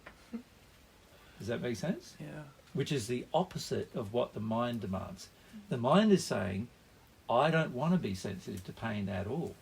I want to hold on to it, stoically hold it back, keep it under control, keep it under wraps, delay it as long as possible, in this guise of so-called comfortability. I want to do all of that. If you could change that and go, no, what I want really is to be so sensitive emotionally that as soon as I feel something, I have that feeling. Right? And if you do that, you will find these transitions happen much, much more quickly. And more frequently. And more frequently and more quickly when you have one transition that happens faster. But the average person doesn't want to do that. The average person wants total domination over their emotional condition and their beliefs. So they don't want to give up beliefs and they don't want to give up emotions. They want to store them instead. And one of your particular beliefs is, if a woman absorbs my sadness, she loves me. So that causes And you you want to to hold hold on on to pain. Yep. Yeah. You don't want to give it. You don't want to give it up. And until you make that transition and saying, and you realise in your soul feelings, you realise that a woman shouldn't do that for you, and that you need to feel your own sadness for yourself. And that isn't love. Then you'll make the transition into feeling your own sadness for yourself. But until then, you're going to use your mind saying, I'm just working on it, I'm just trying to get there, I'm just trying to get closer to it. And everything you're doing is really not getting you closer to it. Yeah. Right? I get what you mean. But for myself, the question comes where... There's no but, you're... I get it, but... Yeah. Go on. Yeah. Without the but. The question... This is kind of like... Sorry? This is kind of like when I'm fighting for something. Mary goes, but, no, there's no but. Yeah, I get that, but. There might be an and, but there's no but. For myself, the question comes where I feel that there's let's say I start the process. I come close to the point where I'm like, the desire come stronger, and then God give me a very strong feeling of you've got to act, and there's something to do, there's an attraction there, and at the last moment I just freak out and don't do it, and so now I'm like, and then I can see the result and me and the pain and the pain of everybody around me and me starting to not recognize the conscience, but then now I'm like, if I go back to this process where I want to, I don't want to desire anymore because I know in the end I will freak out and make it worse, Well, does it make it worse, or does it just it's expose not your desire that makes it worse. No, the desire is the good bit. It's your desire to freak out. Yeah, but I know that in the end I will. No, you don't. Fucked up. It's inevitable. At one point, you won't. That's right. As in my 10,000 times rather than one. At this stage, that's what you want to do. That's why you do it. You're like me, who used to blame my desire for truth for all the pain I had about people ostracizing us. Yeah. Was the problem my desire for truth? No, it was people ostracizing us. So your desire to change something is not a bad thing. It's your freak out at the last minute. Once you get to a point of transition. And you're never going to get through that if you just go, well, I'll give up all desire altogether. It's like you come up to the wall, you've got a desire to come up to the wall, there's the wall. Now you're freaking out once you hit the wall. Yeah. And then you go, I turn around and I'll go back. Now that's a decision you're making still. And that's got nothing to do with a problem with your desire. It's got everything to do not with the desire to get up to the wall. It's got a problem with the fact that you don't want to scale the wall. You don't want to go through the transition. And your false belief is, well, if I give up desire, then I'm never near any walls and no bad things will happen. But that's not true either. Yeah. There's plenty of things gone bad that happen under those I circumstances. just feel it's gonna get less worse. Yeah. But well, no, you want to be less aware of the problem. Yeah. And that's this is the trouble with using your intellect. It gets you into lots of trouble when it comes to working through these issues, because what you end up doing is you try to intellectualize yourself about, oh, maybe I can do it this way, maybe I can do it that way, and maybe I need to learn this new-fangled thing that's all fancy, and then I'll get through it. And you start trying to dream up ideas other than the one God has already there for you to do.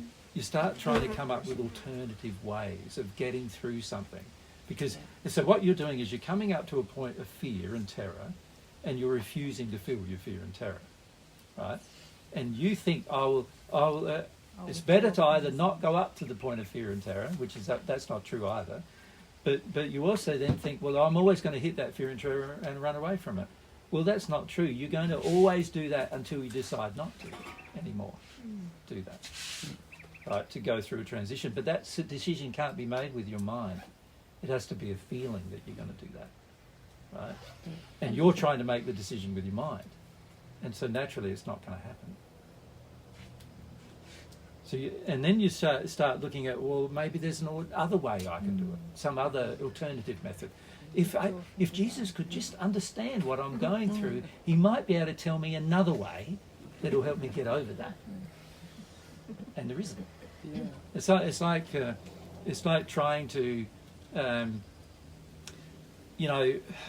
with everything in life, and particularly when it comes to scientific things, there is one way to do the thing that's right, generally, right? And then all the other ways are just mixtures of what's bad. And then there's the one way that's right, right? And what you're wanting at the moment is not the one way that's right because it feels too much for you. Yeah, it's like I feel God, like you put me in circumstances. You already know I will not take the right decision. What the point? Like that's anger with God. Yeah. That's anger about the inevitability of that way. And this is the thing to recognise. That's feelings that you have to process. That's a blockage of feelings that you're going to have to acknowledge and let yourself go through. At the moment, you're very angry with God about a number of things, right? And you're going to have to get through this rage and understand why you have it, right? Because otherwise you're not going to let go of it. Yeah? And this is what a lot of people find when they hear divine truth, is they hear it to a point till the terror is triggered. And then once the terror is triggered, they go, I want some other way, right? And many of the people here have had experiments with 20 or 30 other ways, right? And then had to come back to, none of them have worked. What am I going to do now, right? And this is the issue you face with regard to this terror you face. You're going to have to go through it as an experience.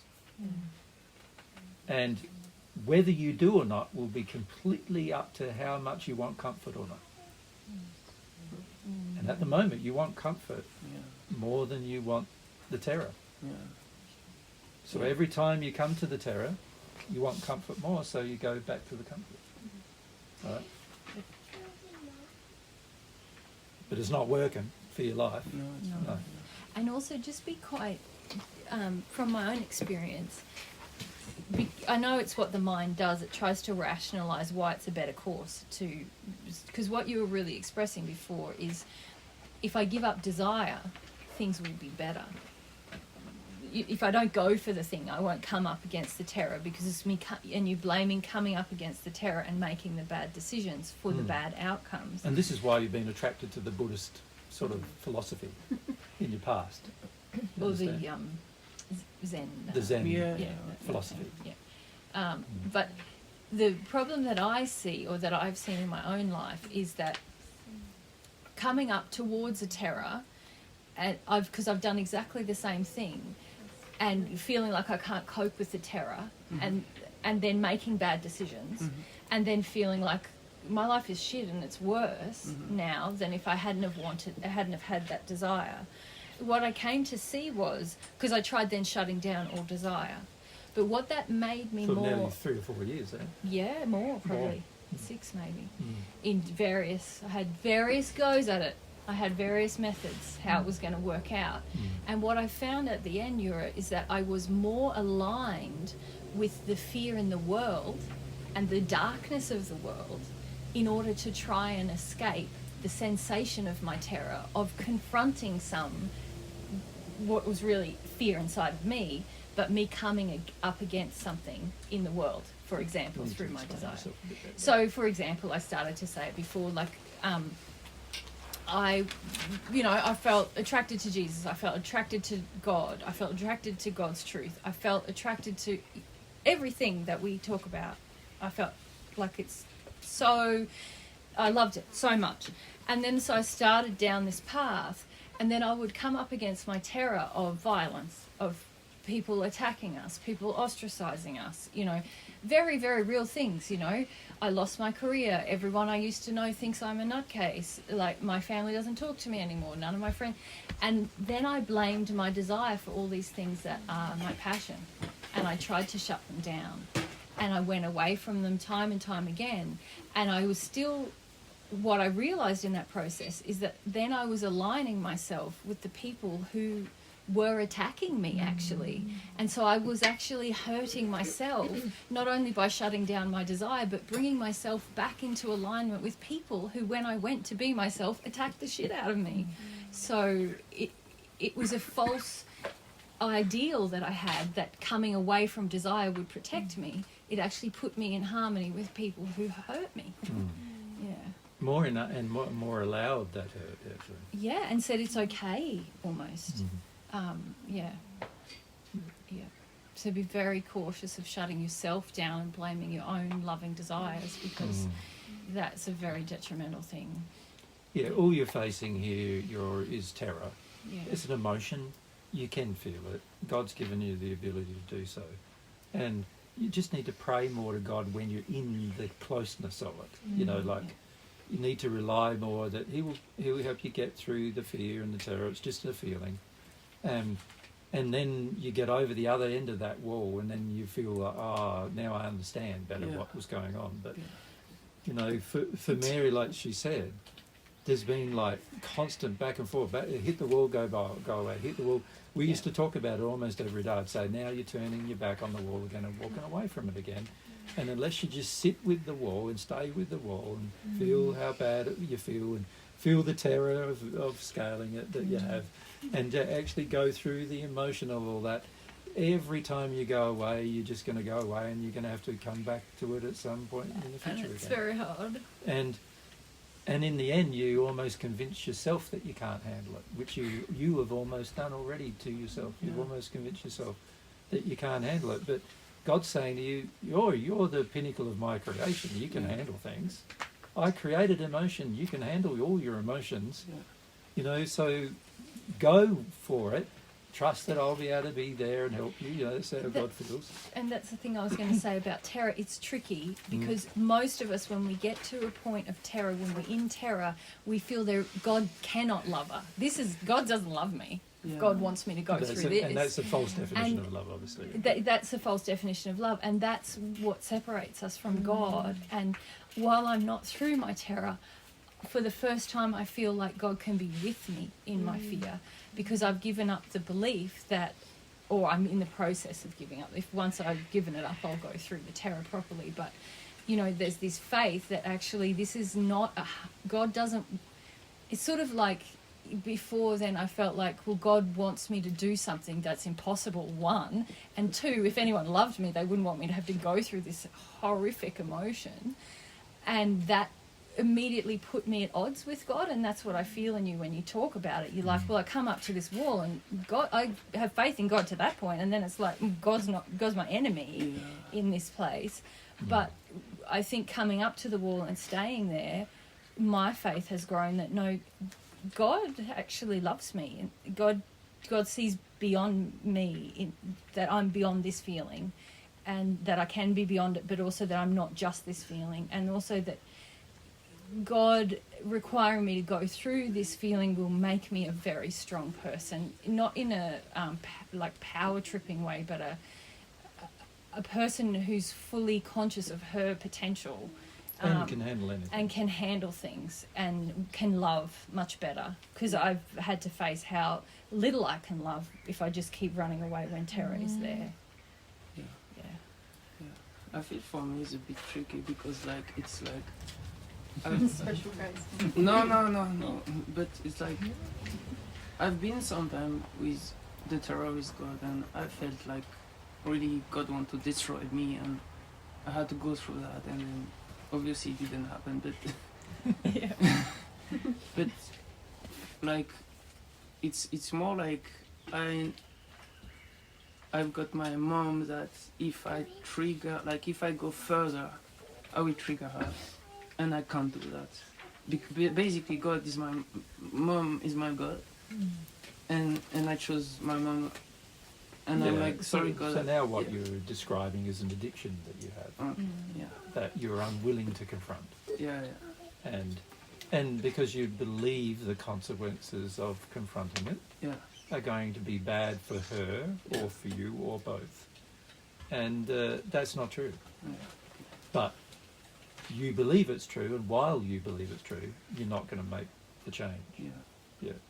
So it is something you're going to have to address. Your addiction to keep your mum happy and safe and feeling happy with you and things like that, that is going to have to be addressed at some point. And partially you don't want to address it because your mum, you have a lot of grief that you want women to alleviate by them listening to your grief and how bad you feel, you know. So you don't understand yet why your addiction is in place, and why you have so much fear about letting it go. But to be frank, if you just do the principled thing with your mum, you would be forced into letting it go. Right? And this is what I've found myself, is that frequently I've realised that I could delay my progress quite significantly by not doing the principled thing. And I could put it off. Sometimes you can put it off indefinitely, you know, like by not doing the principled thing. But as soon as you do the principled thing, you're going to be face to face with the exact emotions you're trying to avoid the instant you do the principled thing. And you know that. So that's why you don't want to do the principled thing. And what I do is I know that that's why I want to do the principled thing. Because it's better to get the thing over and done with now than it is to delay it 10 years. It's far better for your life and hers to get things over and done with now than to delay them longer and longer and longer and longer. Because all you're doing by delaying them is both parties can't be at one with God while you're delaying all this. And also you can't be more loving while you're delaying it. So there's no point to the delay other than protecting your comfort. There's no other point to it. And this is where the addiction to comfort comes back in, you know, like stop being addicted to your comfort and stop being addicted to hers as well. Like when you've been taught, oh, I've got to please my mummy or daddy or whatever, you know, you're addicted to their comfort too. And that doesn't help them either. You know, they need to go through their own discomfort just like you need to go through yours. So it is not good for you to believe that dealing with it tomorrow is better than, or putting it off in other words, is better than dealing with it today. You know, it's always better to deal with something today rather than tomorrow if you can. And you don't believe that yet about this issue with your mum. And many of the people here don't believe that with their issues with their families. And so they've not dealt with things with their families as a result. But it is better. It's going to be better because sooner or later you're going to have to deal with them anyway. And it's inevitable. You will deal with them. Any sin you have, God will, at some point the law will force you into dealing with it anyway. So why not deal with it when you know it's there and deal with it in a way that is your desire is motivating the dealing with it rather than some law forcing you into dealing with it. Yeah? Because if you wait for the law to force you, then can you really say that you wanted it in the end? You can't really, can you? And so, you know, once you develop the character where you want things that are good, then things can happen a lot more rapidly in a life that are good, you know.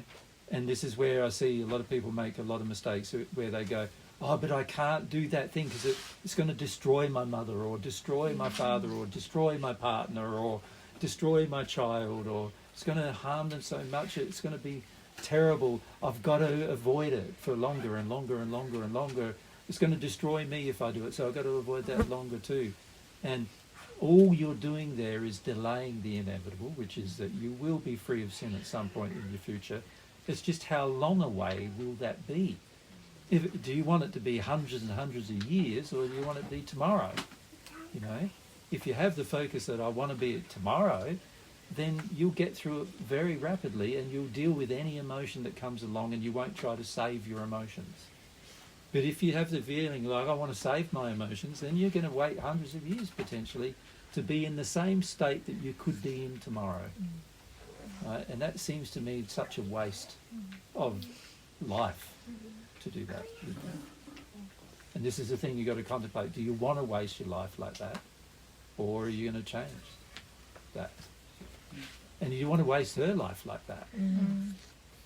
Because when you are pandering to somebody else's feelings, you are actually helping them waste their life too.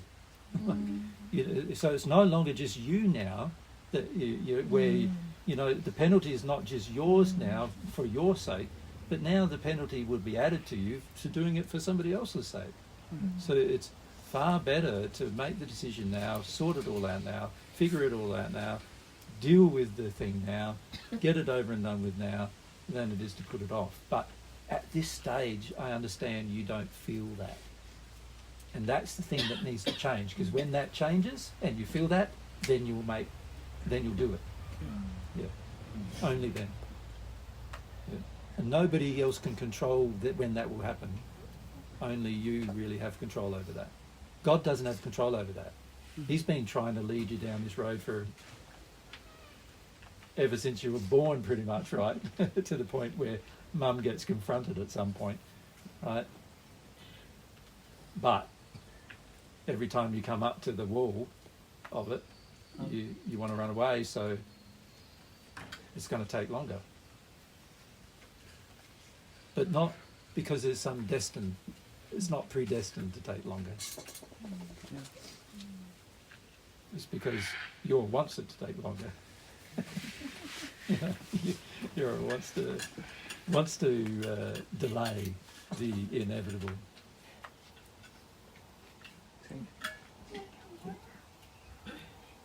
And then you start reasoning with yourself, and then you start getting into panics, and then you start going, oh, but this and that, and in my case it's like this, and in my case it's like that, don't you understand? And like, surely you can see that, you know, like in my case my mum might be hurt, and well, I don't think so. If you love and you do what God dictates is the loving thing, nobody will be hurt by it. Whether they imagine themselves to be hurt or not is another matter. But they won't be actually hurt by it.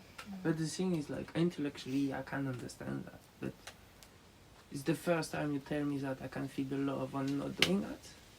It's the first time I can feel that, and I'm like, how, you know, why I can't feel that before? Well, it's a growing proposition, that, isn't it? Before you were just so desensitized to the problem that you couldn't even feel the problem. Now at least you can feel the problem. But you've also been blaming God for the problem. You need to get to the point where you go, oh no, the problem is actually that I don't want to do it. Not that God doesn't want to help me do it.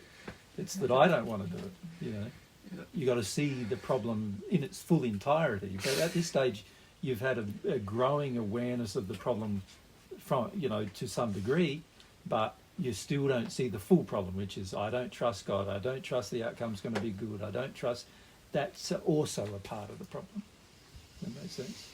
So you got the problem with your mum, but then there's all these beliefs you got, which are a part of the problem. Yeah, exactly. It's like you feel the effects of the problem, don't you? And then you rationalise and all the ways that you want to categorise. When you say feel the effects, you're not really feeling effects because you don't know the good effects. Yeah. You're not measuring the good effects, you're only imagining the bad ones. Yeah, when I was in front of that, I could feel God giving me, look, if you deal with that, you've got like this happening. And, Exactly. and then I feel like, but then all the other choice I will have to do right. And then I'm like, I'm gonna get murdered, you know? Yeah. And so I'm like, no way. You can't get murdered though. Yeah, I know. I mean, physically. Yeah, I know physically, but your soul still exists, your spirit body still exists, so that's not going to be a problem either. But it's a fear to go through, you know. It's like, but something bad's going to happen, therefore I don't have to, is the problem. And the funny thing is, like, I was thinking, I've got my kid, no way. But then, I know. Whose kid? Whose kid? Yeah, okay. Yeah, not yours. Okay. Not yours. But then the funny thing is, like, I end up nearly dying. And so, by doing the wrong decision. And then only then I realized, like, I just really, like, if I have deal with this fear, God would have prevented that from happening. Or as much as God can't prevent what people want to do. But the feeling I had was God want me to die, you know? Which is not true. Not true. Yeah. Yeah, that's a false belief. Yeah. Yeah. People might want that. You know, there's many times in my life where people have wanted me to die. Yeah. And a few times already once they've done it properly, right? So, yeah. But that's a very good analogy what's that? to the whole solution. It's like people wanted you to die, but you went through the whole thing, and you're eternally alive, and it didn't work. No. That's right. It's just a false The belief. ultimate Yes, example. we often just respond to our own false beliefs, worried about things that we don't really need to worry about. You don't need to worry about your death. You've barely got any control over it, aside from your sin. If you get rid of your sin, you'll live longer.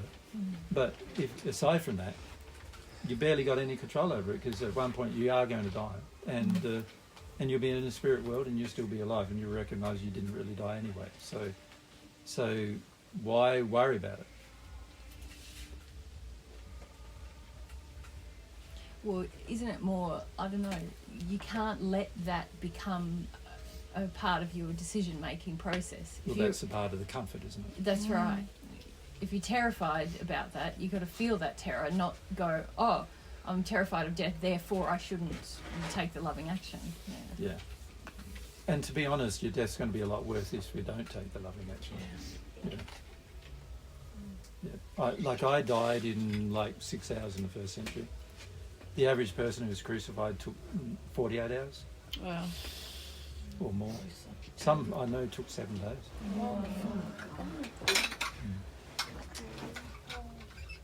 While the body's sort of tearing apart on them, you know. Is that because the amount of terror, like... Yeah, terror and prevents anger and us going... resistance and fear of death and lots of things, yeah. The fight, if we're fighting against the death, eh? Yeah. And it was interesting with my death because they did it the day before the Sabbath, so I had to, you know, they had to kill me before the Sabbath began, and so it was good in a way that I died on a Friday, you know. Good day to die. Well, you know, Good Friday. if they kept me alive longer and didn't spear me, then I would have been alive longer. Right. But what happened is they It's done quickly. crucified me sort of in the just before the afternoon, just at the afternoon time began. And by the time sundown came, I was dead. With the average person in the same position often lasted 24, 48 hours, and like I said, some 7 days before they died. You know, they just let them hang there, slowly dying. Why did they have to kill you before the Sabbath? Well, it was a lot to do with the way I was hung. I was hung not on a cross but a tree. by Pilate to demonstrate to the Jews that it was their decision. And so in the end, the Jews wanted me to die before the Sabbath. So in a way, that was good. To hide what they'd done, you mean? Yeah. Yeah. And also so they have a day of rest. And have to keep Like, work. wrap this up. It's work tidying up somebody, you know, like who you killed. Because you've got to take them down. Yeah, you got to do that. So better to get it all over and done with. Addition to comfort. Sorry? It's addition to comfort. Addiction to comfort.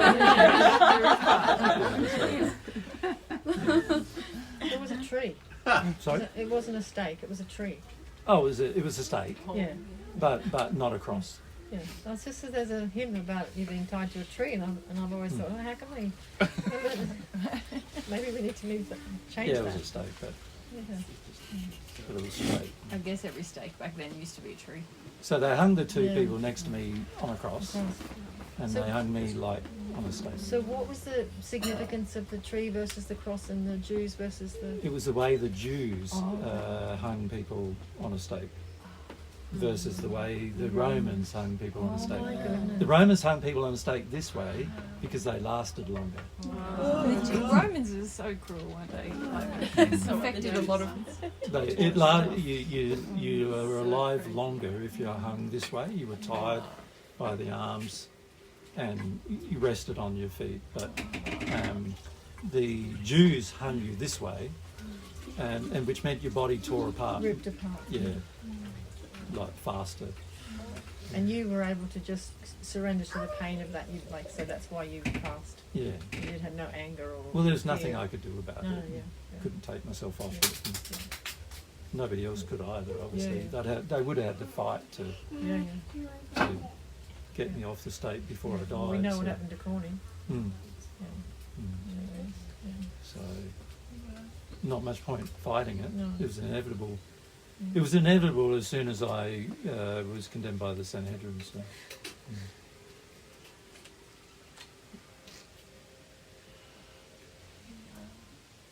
So you got to accept the inevitability of it. Yeah. Can I just say, like, I can't, like, God made me feel what you did, the love of it.